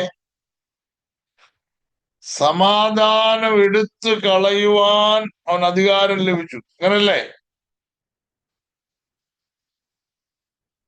ഈ ലോകം എന്തോ സമാധാനം തരും. വന്നതൊക്കെ ആദ്യം വെള്ളക്കുതിരയുടെ പുറത്തൊക്കെയാ വന്നത്. അയ്യോ, രാജ്യങ്ങൾ ഇപ്പോൾ വഞ്ചിക്കപ്പെട്ടു. ഇസ്രയേൽ രാഷ്ട്രം ഇപ്പോൾ വഞ്ചിക്കപ്പെടുക. കൈവിടപ്പെട്ടു പോയ സമൂഹം വഞ്ചിക്കപ്പെട്ടു. ഇപ്പോൾ സംഭവിക്കാൻ പോകുന്നത് സമാധാനം എടുത്തു കളയുവാൻ അധികാരം ലഭിച്ചു. ഇന്ന് നമ്മുടെ കർത്താവിനെ നോക്കിക്കേ. യോഹന്നാൻ 14:27 ഞാൻ എന്റെ സമാധാനം നിങ്ങൾക്ക് തന്നേച്ചു പോകുന്നു. ലോകം തരുന്ന പോലല്ല, ലോകത്തിന് അത് എടുക്കാൻ കഴിയത്തില്ല. ആന്റിക്രൈസ്റ്റ് സമാധാനം കാണിച്ചിട്ട് സമാധാനം എടുത്തു കളഞ്ഞു. എന്റെ കർത്താവ് ആർക്കെങ്കിലും സമാധാനം കൊടുത്തിട്ടുണ്ടെങ്കിൽ അതവൻ തിരിച്ചെടുക്കുന്ന ദൈവമല്ല. കർത്താവിന്റെ സമാധാനം സകല ബുദ്ധിയെയും കവിയുന്നതാണ്. സമാധാനം അല്ലേ? ഇത് കൃപായുഗത്തിന്റെ അവസാന കാലഘട്ടമാണ്. കൃപായുഗത്തിൽ സമാധാന സുവിശേഷം വേണ്ടാത്തവർക്ക്, നമ്മുടെ സുവിശേഷത്തിന്റെ പേര് തന്നെ സമാധാന സുവിശേഷമെന്ന. കൃപായുഗത്തിൽ സമാധാന സുവിശേഷം വേണ്ടാത്തവർക്ക് ഇപ്പോൾ എതിർക്രിസ്തുവിന്റെ കാലഘട്ടത്തിൽ വാൾ വെളിപ്പെടും. അതാ ഞാൻ പറഞ്ഞത്, രക്ഷ വേണമെങ്കിൽ രക്തച്ചൊരിച്ചിലോടുകൂടെ മാത്രമേ ലഭിക്കൂ. അവിടെ ഒരു ഭാഗം പറയുന്നുണ്ട്, മനുഷ്യർ അന്യോന്യം കൊല്ലുവാൻ, അല്ലേ? കണ്ടോ? കിൽ ഈച്ച് അതർ, അന്യോന്യം കൊല്ലുക. അപ്പൻ അമ്മയെ കൊല്ലുന്നു, മാതാപിതാക്കൾ പിള്ളാരെ കൊല്ലുന്നു, ഭർത്താവ് ഭാര്യയെ കൊല്ലുന്നു, സഹോദരന്മാര് സഹോദരിമാരെ കൊല്ലുന്നു. എത്ര ഭയാനകരമായൊരു കാര്യമാണ്.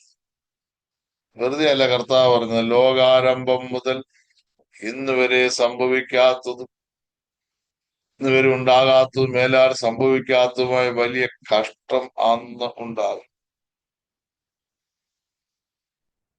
ചുമന്ന കുതിരയാ പ്രത്യക്ഷപ്പെട്ടേക്കുന്നത്, ബ്ലഡ് ഷെഡിങ്ങിനെ കാണിക്കുന്നതാണ്.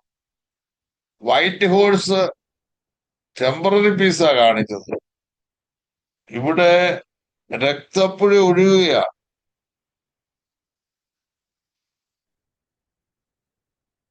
കോൾഡ് വാർ ആയിട്ടൊക്കെയാണ് വെള്ളക്കുതിര പ്രത്യക്ഷപ്പെട്ടത്, അല്ലേ? അമ്പില്ലാതെ വില്ലുമായിട്ടൊക്കെ വന്നു. ഇത് ഹോട്ട് വാറാണ്, ഭയങ്കര വിഷയമാണ്. ഇവിടെ ഓഫീസിൽ പോകാൻ ജനം മടിക്കും, മാർക്കറ്റിൽ പോകാൻ ജനം മടിക്കും, യാത്ര ചെയ്യാൻ ജനം മടിക്കും. എല്ലായിടത്തും ചോരപ്പുഴയാണ്. മനസ്സിലായോ? മനുഷ്യൻ അന്യോന്യം കൊല്ലുക. വീടിന് വെളിയിൽ ഇറങ്ങിയാൽ രക്തം കാണാതെ ആർക്കും മടങ്ങി വരാൻ പറ്റിയില്ല.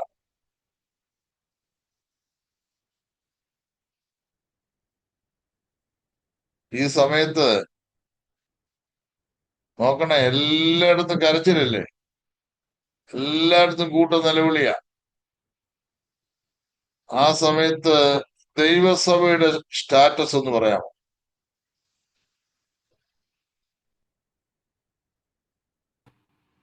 സ്വർഗത്തിൽ കർത്താവിനോടുകൂടെ. ഞാൻ ഈ എതിർക്രിസ്തുവിന്റെ ഭരണകാലഘട്ടമൊക്കെ പഠിക്കുമ്പോൾ ഒരുപാട് പേര് വിഷമിച്ച്, കർത്താവേ ഞങ്ങൾക്ക് ആർക്കും ഈ ഗതി വരില്ലേ എന്നൊക്കെ പറഞ്ഞിരിക്കുന്നത് കണ്ടിട്ടുണ്ട്.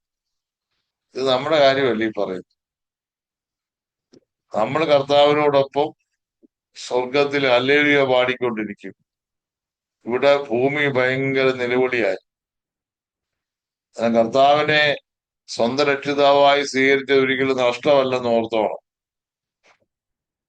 ആമേൻ. ഈ സമയം നാം സ്വർഗത്തിൽ ഹല്ലേലൂയ പാടും. നമ്മുടെ ദുഃഖവും കണ്ണുനീരും എല്ലാം മാറിപ്പോവും. നമ്മൾ എതിർക്രിസ്തുവിനെ ജയിച്ചവരാ. സാത്താന്റെ തന്ത്രങ്ങളെ നമ്മൾ തിരിച്ചറിഞ്ഞവരാ. നമ്മൾ പിശാചിന് ഇടം കൊടുക്കാത്തവരാണ്. അങ്ങനെ നമ്മൾ ജീവിക്കുക. ആമേൻ. നേരം ചുവന്ന കുതിര എന്തിനെ കാണിക്കുന്നു?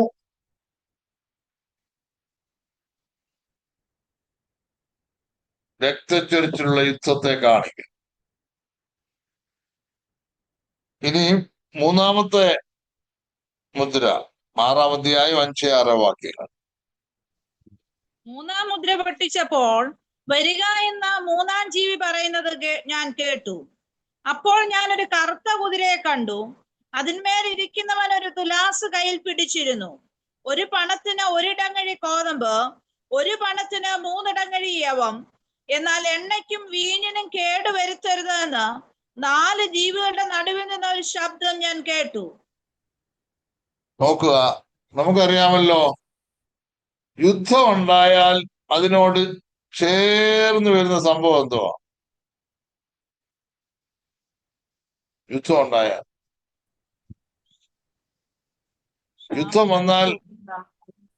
യുദ്ധം വന്നാൽ അടുത്ത് നടക്കാൻ പോകുന്ന സംഭവം പറ. ക്ഷാമം ഉണ്ടാവും. മിഡിൽ ഈസ്റ്റ് നമ്മൾ ഇതെല്ലാം അനുഭവിച്ചുകൊണ്ടിരിക്കുകയല്ലേ ഇപ്പൊ.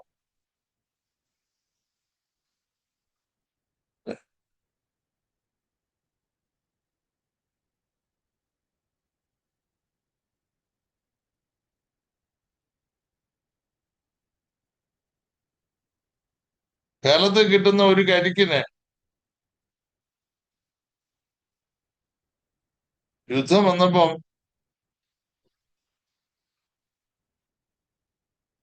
ഇവിടെ 500 രൂപയാണ് ഒരു കരിക്ക്.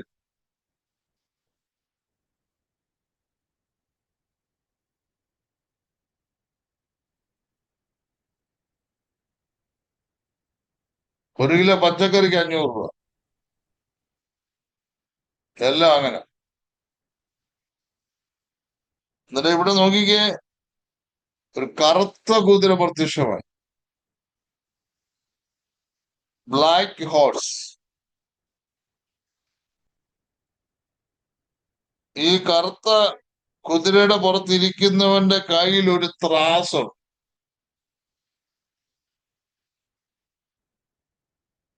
കറുപ്പ്, ബ്ലാക്ക് ഓഫൺ സിംബലൈസസ് എന്തിനെയാ? ദുഃഖത്തെ, മോർണിംഗ്, സഫറിങ്, ലാക്നെസ്. കറുപ്പെന്ന് പറയുന്നത് ദുഃഖത്തെയും കഷ്ടതയെയും കുറവിനെയും ഒക്കെ കാണിക്കുന്ന.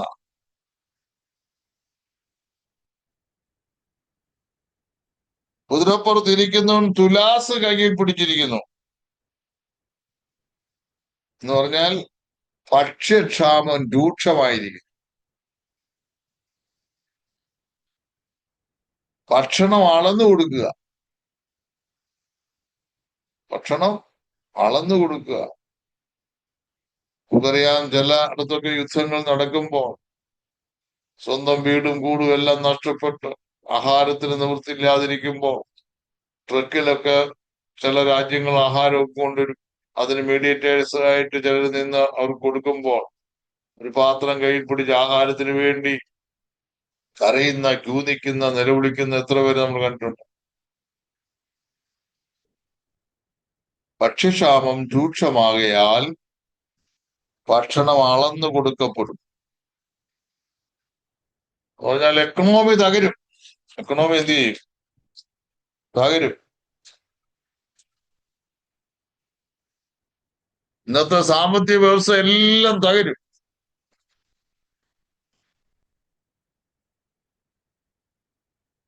അങ്ങനെ ഇരിക്കുമ്പോൾ ഒരു ശബ്ദം കേട്ടു, എണ്ണയ്ക്കും വീഞ്ഞിനും കേടുവരുത്തരുത്.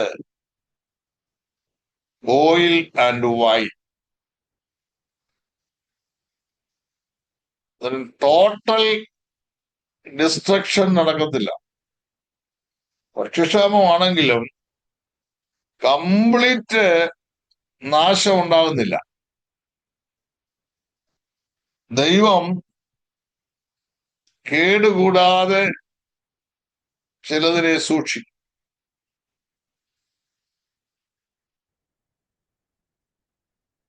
ഒന്നുകൂടെ പറഞ്ഞാൽ, യഹൂദജനത്തിന് ദൈവത്തിന്റെ ഒരു കരുതൽ കിട്ടും.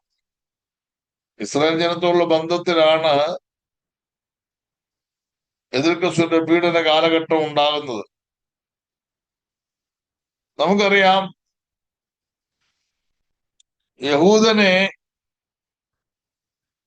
3 സസ്യങ്ങളോടാണ് ഉപമിച്ചിട്ടുള്ളത്. ഏതൊക്കെയെന്ന് പറയാമോ?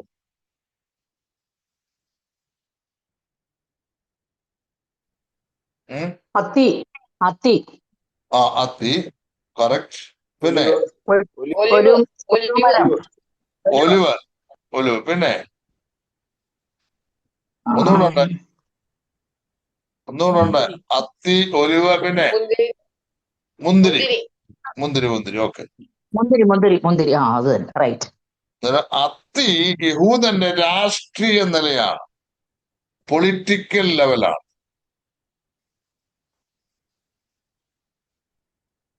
ഒലിവെന്നുള്ളത് എണ്ണയ്ക്കും വീഞ്ഞിനും കേടുവരാൻ പാടില്ല. ഒലിവ് സോഷ്യൽ സ്റ്റാറ്റസ് ആണ്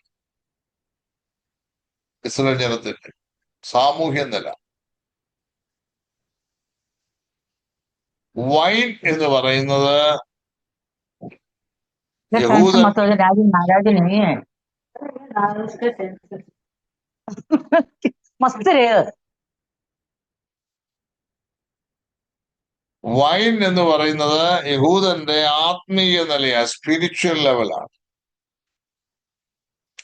യഹൂദന്റെ സാമൂഹ്യവും ആത്മീയ നിലയും ടോട്ടലി നശിപ്പിച്ച് കളയത്തുള്ളത്.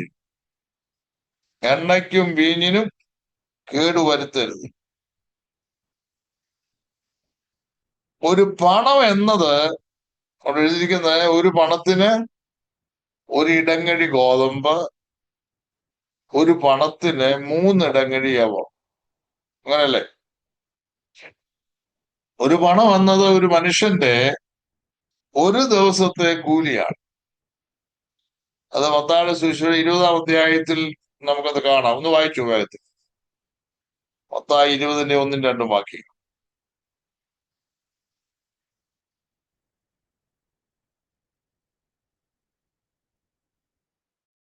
സ്വർഗരാജ്യം തന്റെ മുന്തിരിത്തോട്ടത്തിൽ വേലക്കാരെ വിളിച്ചാക്കേണ്ടതിന് പുലർച്ചയ്ക്ക് പുറപ്പെട്ട വീട്ടുടയവനോട് സദൃശ്യം. വേലക്കാരോട് അവൻ ദിവസത്തേക്ക് ഓരോ വെള്ളിക്കാശ് പറഞ്ഞൊത്തിട്ട് അവരെ മുന്തിരിത്തോട്ടത്തിൽ അയച്ചു.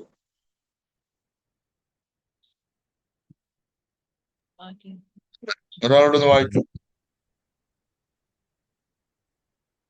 സ്വർഗരാജ്യം തന്റെ മുന്തിരിത്തോട്ടത്തിൽ വേലക്കാരെ വിളിച്ചാക്കേണ്ടതിന് പുലർച്ചയ്ക്ക് പുറപ്പെട്ട വീട്ടുടയവനോട് സദൃശ്യം. വേലക്കാരോട് അവൻ ദിവസത്തേക്ക് ഓരോ വെള്ളിക്കാശ് പറഞ്ഞൊത്തിട്ട് അവരെ മുന്തിരിത്തോട്ടത്തിൽ അയച്ചു.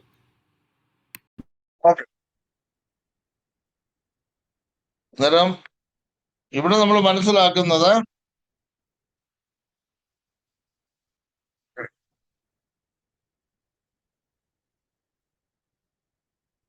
നമുക്കറിയാം ഈ ലോകത്തിലൊക്കെ ജോലിക്ക് പോകുമ്പോൾ ഈ ജോലിക്കാരെ 2ആയിട്ട് തരംതിരിക്കാം. ഒന്ന് പറയാമോ? അതിപ്പം യുഎയിലാണെങ്കിലും സിംഗപ്പൂരിലായാലും അമേരിക്കയിലാണെങ്കിലും നാട്ടിലാണെങ്കിലും തൊഴിലാളികളെ 2ആയിട്ട് തിരിക്കാം. വേഗം പറ. കൃത്യമായിട്ട് ജോലി ചെയ്യുന്നവരും ഉടായിപ്പ് പരിപാടികളും.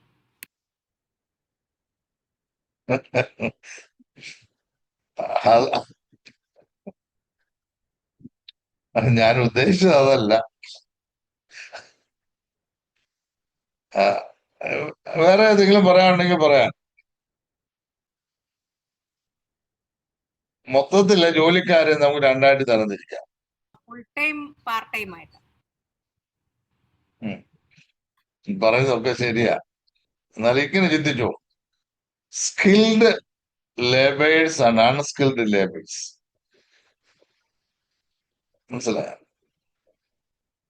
സ്കിൽഡ് ആയിട്ടുള്ള ആൾക്കാരുണ്ട്, അൺസ്കിൽഡ് ആയിട്ടുള്ള ആൾക്കാരുണ്ട്. അൺസ്കിൽഡ് ആൾക്കാരാണ് ഈ കൂലിപ്പണിയൊക്കെ ചെയ്യാൻ തയ്യാറാണ്. സ്കിൽഡ് ആയിട്ടുള്ളവർ അവരുടെ പ്രൊഫഷണൽ ആയിട്ടുള്ള ജോലി. പക്ഷെ ഇവിടെ എതിർ ക്രിസ്തുവിന്റെ ഭരണ കാലഘട്ടങ്ങളിൽ ഒരു ഡോക്ടറും എത്ര വലിയ ഓപ്പറേഷൻ നടത്തിയാലും അവന് ഒരു ദിവസത്തെ കൂലി ഒരു പണമാണ് കിട്ടുന്നത്.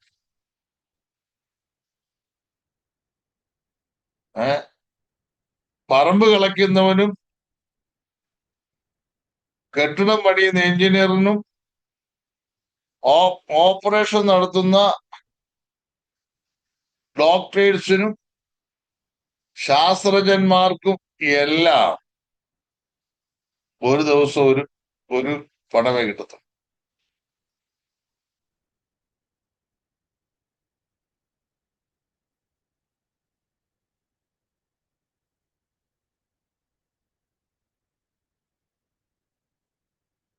അന്നേരം നമുക്കറിയാമല്ലോ എന്തുകൊണ്ടാണ് നമ്മുടെ കേരളത്തിൽ നിന്ന് ഒരുപാട് ആളുകൾ വിദേശ രാജ്യങ്ങളിലേക്ക് പോകുന്നത്. എന്തുകൊണ്ടാണെന്ന് പറഞ്ഞു. ഇപ്പൊ നമ്മുടെ സീനിയർ സിസ്റ്റർ, അല്ല നമ്മുടെ സീനിയർ തൊഴിലില്ലായ്മ ആ സീനിയർ സിസ്റ്റർ തൊഴിലില്ലായ്മ ആന്നു സീനിയർ സിസ്റ്റർ 2 കുഞ്ഞുങ്ങളും വിദേശത്താണ്. അല്ലേ? ഞാൻ പറഞ്ഞത് ശരിയല്ലേ? ഇവിടെ കാരണം നമ്മുടെ ജോലിയില്ലാഞ്ഞിട്ട് പോകുന്നതാണ്. ഇവിടെ ആ കിട്ടാഞ്ഞിട്ട് പോവല്ലേ. അതാ പറഞ്ഞത്. ഇവിടെ ഇപ്പൊ നമ്മുടെ സ്മിത സിസ്റ്ററുടെ ഹസ്ബൻഡ് കുവൈറ്റിലാണ്. അവര് കുടുംബമായിട്ട് കുവൈറ്റിലാണ്. പിന്നെ പലരും ജോയിൻ ചെയ്തില്ല, എല്ലാവരും പേര് പറയുന്നില്ല. ഓക്കെ. ഇപ്പൊ നമ്മുടെ എന്റെ പെങ്ങൾ മേഡിസിന മോൻ ഇന്നലെ ഇവിടെ ജോലി തേടി ഇവിടെ ഇന്നലെ വന്നിട്ടുണ്ട്. അന്നേരം എതിർ ക്രിസ്തുവിന്റെ ഭരണകാലത്തിൽ അങ്ങ് ചിന്തിക്കുക, അങ്ങനെയാണെങ്കിൽ നമുക്ക് US അങ്ങ് പോയേക്കാം. അവിടെ ചെന്നാൽ ഇത് തന്നെ. ലോകത്തിന്റെ ഏത് രാജ്യത്ത് പോയാലും എതിർ ക്രിസ്തുവിന്റെ ഭരണകാലയളവിൽ കറുത്ത കുതിര പ്രത്യക്ഷമായിട്ടുണ്ടെങ്കിൽ ഒരു മനുഷ്യൻ സ്കിൽഡ് ആയിട്ടുള്ള വർക്ക് ചെയ്താലും അൺസ്കിൽഡ് ആയിട്ടുള്ള വർക്ക് ചെയ്താലും അവന് ഒരു പണമേ കിട്ടത്തില്ല. വീട്ടിൽ ഒരുപാട് മെമ്പേഴ്സ് ഉണ്ടെങ്കിൽ അത് തികയത്തില്ല. ഇനി എന്നും ജോലി കിട്ടണമെന്നുമില്ല. മനസ്സിലായോ? ഒരു പണത്തിന് ഒരിടം കഴുകി ഗോതമ്പ് കിട്ടും. ഇനി വിശപ്പ് സഹിക്കാൻ വയ്യാത്തവരാണെങ്കിൽ ഞങ്ങൾക്ക് ഗോതമ്പ് വേണ്ട, യവം മതി എന്ന് പറയും. അതാകുമ്പോ എന്ത് ചെയ്യും? 3 ഇടം കഴുകി കിട്ടും. അങ്ങനെയല്ല എഴുതിയേക്കുന്നേ. തൊഴിലില്ലായ്മ രൂക്ഷം, ക്ഷാമം രൂക്ഷം, ഇതെല്ലാം വന്ന് സംഭവിക്കാൻ തക്കവണ്ണം ഇവിടെയായിത്തീരും. മനസ്സിലായോ? നീ ഗോതമ്പ് യവം മാത്രം വാങ്ങിച്ചാൽ മതിയോ? ഇത് കഴിക്കണമെങ്കിൽ കറി വെക്കണ്ടേ? കൂട്ടാനുള്ള സാധനം വാങ്ങിക്കട്ടെ? ഇതിനെവിടെ പോകും പൈസക്ക്? വെല്ലം കഴിക്കണമെങ്കിൽ ഇപ്പൊ ശരിക്കും കഴിച്ചോണം കേട്ടോ.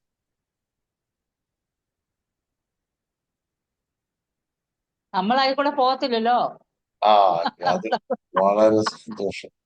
ആ പ്രത്യാശയുടെ വാക്ക് കിട്ടി. ആമേൻ. അപ്പൊ ഞങ്ങൾ അതിൽ കൂടെ ദൈവസഭ വിടാനാ നോക്കുന്നത്. ദൈവസഭ മഹോദ്രവത്തിൽ കൂടെ കടന്നു പോവുകയില്ല. അത് നമ്മൾ ഓർത്തോണം.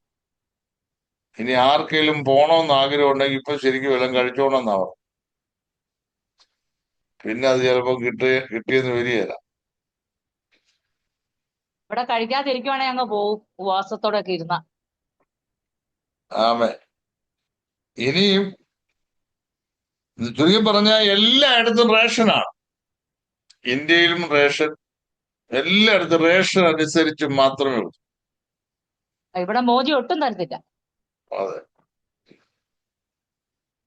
ഭയങ്കര കഷ്ടതയിൽ കൂടെ ആണ് ഇപ്പൊ പോകുന്നത്, അല്ലേ? എനിവേ, അയ്യോ കഷ്ടത ആണോ. ക്രോക്രോച്ച് ടീം ഇറങ്ങിയിട്ടുണ്ട്, അതുകൊണ്ട് രക്ഷപ്പെടി ഇച്ചെടുത്തായിരുന്നു. അതെ, അതൊരു രക്ഷയുടെ ആരംഭം തോന്നുന്നു. ഇനിയിപ്പോ കൃഷി അങ്ങോട്ട് തുടങ്ങാമെന്ന് വിചാരിച്ചാൽ മഴ കാണത്തില്ല. സകല പ്രകൃതി നിയമങ്ങളും ദൈവം വെച്ചിരിക്കുന്നത് ദൈവസഭ ഈ ഭൂമിയിലുള്ളത് കൊണ്ടാണ്, അല്ലെങ്കിൽ ദൈവജനത്തിന് വേണ്ടിയാണ്.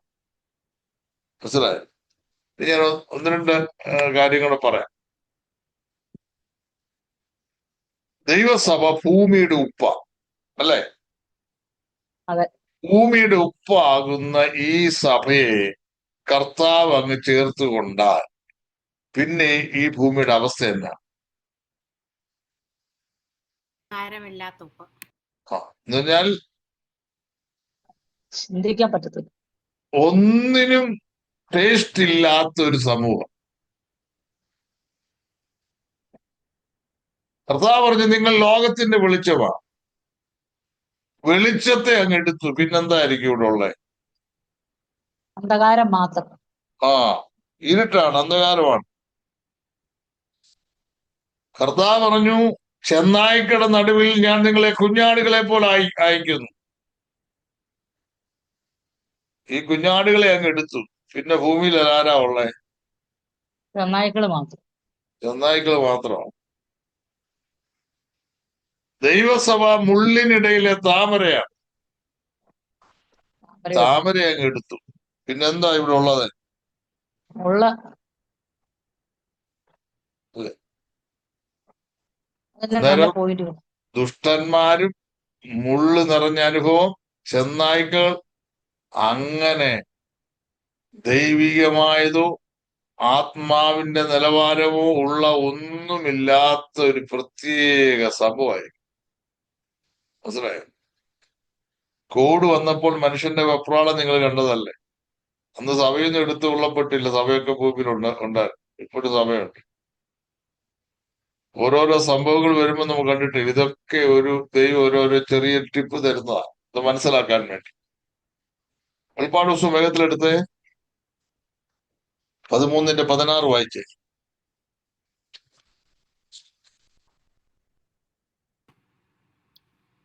അത് ചെറിയവരും വലിയവരും സമ്പന്നന്മാരും ദരിദ്രന്മാരും സ്വതന്ത്രന്മാരും ദാസന്മാരുമായ എല്ലാവർക്കും വലങ്കൈമേലോ നെറ്റിയിലോ മുദ്ര കിട്ടുമാറ് മൃഗത്തിന്റെ പേരിന്റെ സംഖ്യയോ ആയ മുദ്രയുള്ളവനല്ലാതെ വാങ്ങുകയോ വിൽക്കുകയോ ചെയ്യുവാൻ വഹിയാതെയും ആക്കുന്നു. മനസ്സിലായോ? ചെറിയ എല്ലാവർക്കും ഒരുപോലെ. ഇത്രയും സമത്വമുള്ള ഒരു കാലം വേറെ കാണാനില്ല. മനസ്സിലായോ? എല്ലാവർക്കും മുദ്രയാ. എന്തോ മുദ്രയാ? 666 എന്ന മുദ്രയില്ലാത്ത ഒരു മനുഷ്യരും വാങ്ങാൻ ഒക്കെയില്ല.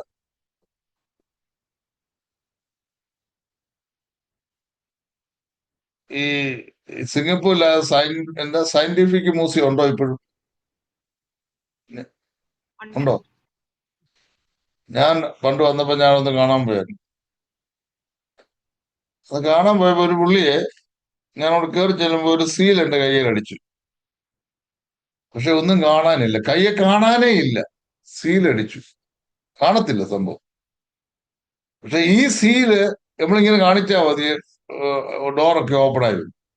ചെല്ലുന്നിടത്ത് ഇങ്ങനെ കാണിച്ചാൽ നമ്മൾ കാണാനൊന്നുമില്ല. എനിക്കൊരു അതിശയമായിട്ട് തോന്നി. അന്നേരം ഞാൻ പെട്ടെന്ന് ഈ 666 ഓർത്തു മനസ്സിലായി. അന്നേരം എല്ലാവരും ഇങ്ങനെ ക്യൂ നിന്ന് നോക്കിയേ. ഡോക്ടറും എഞ്ചിനീയറും കൂലിപ്പണിക്കാരനും ശാസ്ത്രജ്ഞന്മാരും എല്ലാം ഒരേ നിലയിൽ നിൽക്കുന്ന നിങ്ങൾ ഓർത്ത് നോക്കി. ഇന്ന് ഓരോരുത്തരെ കാണാൻ അപ്പോയിന്റ്മെന്റ് എടുക്കണം അങ്ങോട്ട് ചെന്നെങ്കിൽ. അന്ന് എല്ലാവരും ഒരുപോലെ ക്യൂ നിൽക്കുക, പാത്രം പിടിച്ചോട്ടെ. ഈ മുദ്ര ഏറ്റ ആൾക്കാർക്ക് മാത്രമേ കിട്ടത്തുള്ളൂ എന്നുള്ളതാണ്. അല്ലാത്തവർക്ക് അത് കിട്ടത്തുമില്ല. മനസ്സിലായോ? അത്ര പരിതാപകരമായ അവസ്ഥയാണ്. അന്നേരം 666 ടാറ്റു അടിക്കാത്ത ആൾക്കും കിട്ടത്തില്ല. കൃപയാൽ we are sealed by the Holy Spirit. നമ്മളെ പരിശുദ്ധാത്മാവിനാൽ ദൈവം മുദ്രയിട്ടിരിക്കുന്നവർക്ക് സ്തോത്രം ചെയ്താട്ടോ. ആമേൻ. ഇനിയും ഓക്കെ, നാലാമത്തെ. ഇന്ന് ഇന്റർവ്യൂ ഇല്ല, ഞാൻ ഒരു 5 മിനിറ്റോടെ പഠിപ്പിച്ച് നിർത്തും. ഇപ്പോ നമുക്ക് ഞായറാഴ്ച ഒത്തിരി ബിസിയുള്ള ദിവസം, അതാണ് എന്താണെന്ന് അറിയത്തില്ല. ആരെങ്കിലുമൊക്കെ വരും ഇപ്പൊ, അതാണ് വിഷയം. വെളിപ്പാട് ദിവസം 6-ാം അധ്യായം 7-8 വാക്യങ്ങൾ വായിക്കാമോ?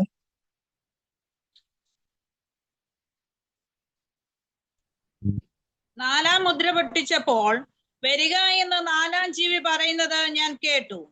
അപ്പോൾ ഞാൻ മഞ്ഞ നിറമുള്ള ഒരു കുതിരയെ കണ്ടു. അതിന്മേൽ ഇരിക്കുന്നവന് മരണം എന്നു പേർ. പാതാളം അവനെ പിന്തുടർന്നു. അവർക്ക് വാളുകൊണ്ടും ക്ഷാമം കൊണ്ടും മഹാവ്യാധി കൊണ്ടും ഭൂമിയിലെ കാട്ടുമൃഗങ്ങളെ കൊണ്ടും കൊന്നുകളവാൻ ഭൂമിയുടെ കാലാംശത്തിന്മേൽ അധികാരം ലഭിച്ചു. നോക്കിക്കേ, 4-ാമത്തെ മുദ്ര പൊട്ടിച്ചപ്പോൾ ഒരു മഞ്ഞക്കുതിര, ഇംഗ്ലീഷിൽ പെയിൽ ഹോഴ്സ് എന്നാണ്, മഞ്ഞക്കുതിര പ്രത്യക്ഷമായി. 1-ാമത്തെ മുദ്ര പൊട്ടിച്ചപ്പോൾ വെള്ളക്കുതിര പ്രത്യക്ഷമായി ഒരു വലിയ സമൂഹത്തെ കീഴടക്കി. 2-ാമത്തെ മുദ്ര പൊട്ടിച്ചപ്പോൾ യുദ്ധം, രക്തച്ചൊരിച്ചിലോടെ യുദ്ധം ഉണ്ടാകും. 3-ാമത്തെ മുദ്ര പൊട്ടിച്ചപ്പോൾ വലിയ ക്ഷാമം ഉണ്ടാകുന്നു. നാലാമത്തെ മുദ്ര. അന്നേരം യുദ്ധം കഴിഞ്ഞു, ക്ഷാമം കഴിഞ്ഞു, പിന്നെന്താ ഉണ്ടാകുന്ന? മരണമാണ്, അല്ലേ? ഇവിടെ ഈ കുതിരപ്പുറത്തിരിക്കുന്ന പുള്ളിയുടെ പേരെന്നാ? പേര് പറ. മരണം എന്ന് പറയും. നിങ്ങളുടെ ജീവിതത്തിൽ ആർക്കെങ്കിലും മരണമെന്ന് പേരിട്ട് കണ്ടിട്ടുണ്ടോ?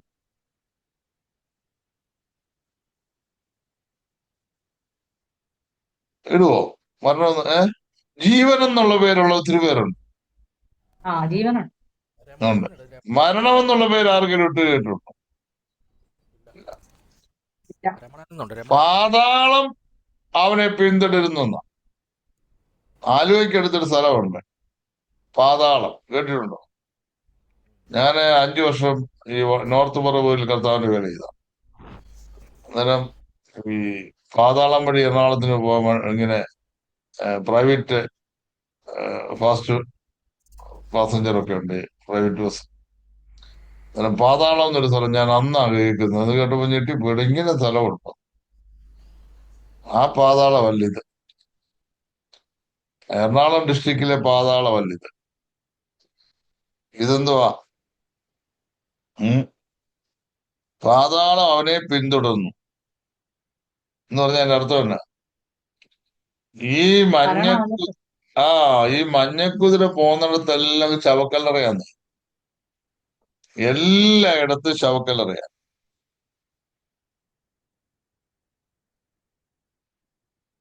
ഇപ്പോഴൊരു സ്ഥലമോ വീടോ വാങ്ങാനൊക്കെ ഒരു മനുഷ്യൻ ആഗ്രഹിച്ചാൽ സെമിട്രിയുടെ എവിടെയും ഒരു ഭാഗം കണ്ണ് അങ്ങ് ദൂരെ കാണും ഉണ്ടെങ്കിൽ അങ്ങോട്ട് വാങ്ങിക്കത്തില്ല മനുഷ്യൻ. ഇവിടെ ഒരു ഉയർന്ന ബിൽഡിംഗ് ഉണ്ട്. അന്നേരം പണ്ട് എന്റെ ചർച്ചിലെ ഒരു വിശ്വാസി ആ ഫ്ലാറ്റിലൊരു ആ ബിൽഡിങ്ങിൽ ഒരു ഫ്ലാറ്റ് വാടകയ്ക്ക് എടുക്കാൻ വേണ്ടി ചെന്ന് നോക്കിയപ്പോ അങ്ങ് ദൂരെ എങ്ങാണ്ട് സെമിട്രി കണ്ടു. എന്നോട് പറഞ്ഞു, ഭാഷ നമുക്ക് ഇത് പറ്റിയിരുന്നു.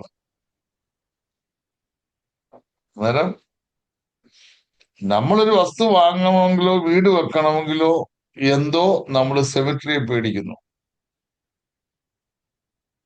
മനസ്സിലായി? അന്നേരം യുദ്ധം കൊണ്ടും ക്ഷാമം കൊണ്ടും ജനം മരിച്ചു വീഴുന്നു. പകർച്ചവ്യാധികൾ അതിന്റെ ക്ലൈമാക്സിൽ എത്തിയിരിക്കുകയല്ലേ. ദൈവസഭ എടുക്കപ്പെട്ട ശേഷം ഇപ്പൊ നോക്കിയേ, ഇപ്പോൾ എന്തെല്ലാം പകർച്ചവ്യാധികളാ. എബോള വൈറസ് ലോകം ഞെട്ടി നിൽക്കുന്ന സംഭവമാണ്. ആഫ്രിക്കൻ നാടുകളിൽ ഭീതി പടർത്തിക്കൊണ്ടിരിക്കുക. നമ്മുടെ കേരളത്തില് ഷിഗല്ല, നിപ്പ, കോവിഡ്, പിന്നെന്തുവാ പന്നിപ്പനി, തക്കാളിപ്പനി, അല്ലെ, കുരങ്ങുപനി, എലിപ്പനി, ഇങ്ങനെയുള്ള വിഷയങ്ങൾ, പകർച്ചവ്യാധികൾ ഭയങ്കരമായിട്ട് വന്നുകൊണ്ടിരിക്കുക. ഇനി അത് സഹിക്കാം. ഇങ്ങനെ മരിച്ചു വീഴുന്ന മനുഷ്യന്റെ മാംസത്തിന്റെ ഗന്ധമടിച്ച് വനത്തിൽ കിടക്കുന്ന മൃഗങ്ങൾ നാട്ടിലോട്ട് ഇറങ്ങുക അല്ലല്ലോ നമ്മൾ എഴുതിക്കുന്നത്.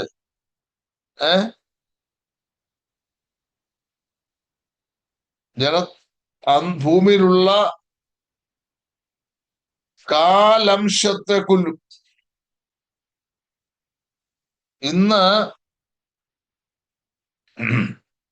കാട്ടിൽ കിടക്കുന്ന പല മൃഗങ്ങളും നാട്ടിലോട്ട് വരാൻ തുടങ്ങി. പേടിച്ചിരിക്കുക. കാട്ടാനകളുടെ ശല്യം രൂക്ഷം, പുലിയുടെ ശല്യം രൂക്ഷം, വയനാട്ടിൽ കടുവ, എല്ലായിടത്തും പ്രശ്നങ്ങളാ. ഞാനെന്തായാലും ചില സമയത്ത് ഓർത്തിട്ടുണ്ട്, പഴയ കാലങ്ങളിലൊക്കെ സുവിശേഷം പറയാൻ വീട്ടിൽ പോകുമ്പോൾ പട്ടിയെ അടിച്ചു വിടുന്ന സമ്പ്രദായം ഉണ്ടായിരുന്നു. ഉപദേശിമാര് വീട്ടിൽ ചെല്ലുമ്പോൾ പട്ടിയെ അടിച്ചു. ചിലർക്ക് പട്ടിയുടെ കടി കിട്ടിയിട്ടുണ്ട്. അല്ല, അങ്ങനെ ഉള്ളവർക്ക് വേണ്ടിയൊക്കെ ഈ മൃഗത്തെയൊക്കെ ദൈവം, ഇന്ന് പട്ടിയെ അടിച്ചു വിടുന്നവർക്ക് മഹോദര കാലഘട്ടത്തിൽ പിന്നെ പുലിയെ ദൈവം അഴിച്ചു വിടും, കടുവായി ദൈവം അഴിച്ചു വിടും, ഒരു പട്ടിക്ക് ഒരു 9 ആനയെ ദൈവം അഴിച്ചു. മനസ്സിലായോ? അതുകൊണ്ടല്ലേ ഒരു ജീവിയെ കൊല്ലാൻ പറ്റത്തില്ല, എല്ലാവരും സൂക്ഷിച്ചു വെച്ചേക്കുമല്ലേ. എല്ലാത്തിനെയും സൂക്ഷിച്ചു വെച്ചിരിക്കുക. 1 മിനിറ്റ്, ഞാൻ കമ്മി.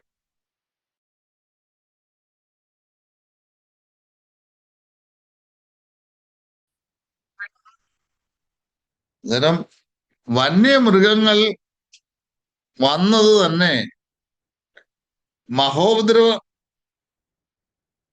കാലഘട്ടങ്ങളിൽ ഇവര് കൂട്ടത്തോടെ വരുമെന്നുള്ളതിന് സൂചനയാണ്. ഈ ബാധയാൽ ഭൂമിയിലുള്ള 1/4 ആൾക്കാർ എന്ത് ചെയ്യും? മാറ്റപ്പെടും. ഈ 4-ാം മുദ്രയോടുകൂടെ 4 ജീവികളുടെ ശുശ്രൂഷ ഇവിടെ അവസാനിക്കുകയാണ്. ഞാൻ ആദ്യം പറഞ്ഞല്ലോ, ഓരോ മുദ്ര പൊട്ടിക്കുമ്പോഴും അനൗൺസ്മെന്റ് നടത്തുന്നത്, വരിക എന്ന് പറയുന്നത് ഈ 4 ജീവികളിലാണ്. വെളിപ്പാട് പുസ്തകം 4-ാം അധ്യായം 6 മുതൽ 8 വരെയുള്ള വാക്യങ്ങളിൽ നമുക്ക് ഈ ജീവികളെ ശ്രദ്ധിക്കാൻ കഴിയും. വെളിപ്പാട് പുസ്തകം 4-ാം അധ്യായം 6 മുതൽ 8 വരെയുള്ള വാക്യങ്ങളിൽ നമുക്ക് അതുകൂടെ വായിച്ചിട്ട് 1-2 കാര്യങ്ങൾ പറഞ്ഞ് നമുക്ക് നിർത്താം. സിംഹാസനത്തിന്റെ മുമ്പിൽ പളുങ്ങിനൊത്ത കണ്ണാടിക്കടൽ, സിംഹാസനത്തിന്റെ നടുവിലും സിംഹാസനത്തിന്റെ ചുറ്റിലും 4 ജീവികൾ. അവയ്ക്ക് മുമ്പുറവും പിമ്പുറവും കണ്ണ് നിറഞ്ഞിരിക്കുന്നു. 1-ാം ജീവി സിംഹത്തിന് സദൃശം, 2-ാം ജീവി കാളയ്ക്ക് സദൃശം, 3-ാം ജീവി മനുഷ്യനെ പോലെ മുഖമുള്ളത്, 4-ാം ജീവി പറക്കുന്ന കഴുകിന് സദൃശം. 4 ജീവികളും ഓരോന്നിനും 6 ചിറകുള്ളതായി ചുറ്റിലും അകത്തും കണ്ണ് നിറഞ്ഞിരിക്കുന്നു.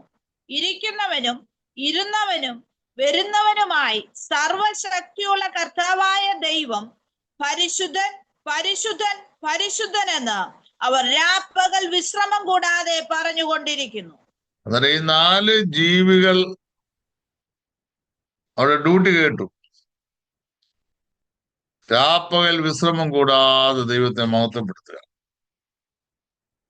അന്നേരം 1-ാം ജീവി നോക്കിക്കേ, ലൈക്ക് എ ലയൺ, സിംഹത്തിന്റെ മുഖമുള്ളതാണ്. അത് കിങ്ഷിപ്പ്, അധികാരത്തെ കാണിക്കുന്ന. 2-ാമത്തേത് ലൈക്ക് എ കാഫ് ഓക്സ്, കാള എന്തിനെ കാണിക്കുന്നു? അത് സേവനത്തെ കാണിക്കുന്നതാണ്, അല്ലെങ്കിൽ ശുശ്രൂഷയെ കാണിക്കുന്നതാണ്. 3-ാം ജീവി എന്താണ്? Having a face like a man, മനുഷ്യമുഖമുള്ളതാണ്. Intelligence, humanity. ഈ ജീവി വളരെ ബുദ്ധിയുള്ള ഒരു ജീവി തന്നെയാണ്. 4-ാമത്തേത് ലൈക്ക് എ ഫ്ലൈയിങ് ഈഗിൾ, സ്വർഗീയ കാര്യങ്ങൾക്ക് നിഴലാണ് ഈ 4-ാമത്തെ ജീവി. ഈ 4 ജീവികൾ they are closely associated with God's holiness, authority and judgment. ഈ 4 ജീവികളും ദൈവത്തോട് അസോസിയേറ്റ് ചെയ്യപ്പെട്ടിരിക്കുകയാണ്. എന്തിനാ? ദൈവിക വിശുദ്ധിക്കും അധികാരത്തിനും ന്യായവിധിയൊക്കെ കാര്യങ്ങൾക്കും. ശുശ്രൂഷ എന്ത് കിട്ടിയാലും അത് ഉടനടി ചെയ്യാൻ തയ്യാറായിട്ട് നിൽക്കുക. മനസ്സിലായോ? അന്നേരം ഇത് മഹോദര കാലഘട്ടങ്ങളിലെ ആദ്യത്തെ ന്യായവിധിയാവുന്ന 7 മുദ്ര ഇടപെട്ട ന്യായവിധിയുടെ 4 മുദ്രകൾ നമുക്ക് ചിന്തിക്കാനിടയായി. അടുത്ത ക്ലാസ്സിൽ നമുക്ക് 5, 6, 7 മുദ്രകൾ പഠിക്കാൻ ദൈവം അവസരം തരട്ടെ. പ്രാർത്ഥനയോടെ നിങ്ങൾ കടന്നു വരിക, മറ്റുള്ളവരെ നിങ്ങൾ ഉത്സാഹിപ്പിക്കുക. നമുക്ക് ഇന്നത്തെ ക്ലാസ് ഇവിടെ അവസാനിപ്പിക്കാൻ കർത്താവിൽ ഞാൻ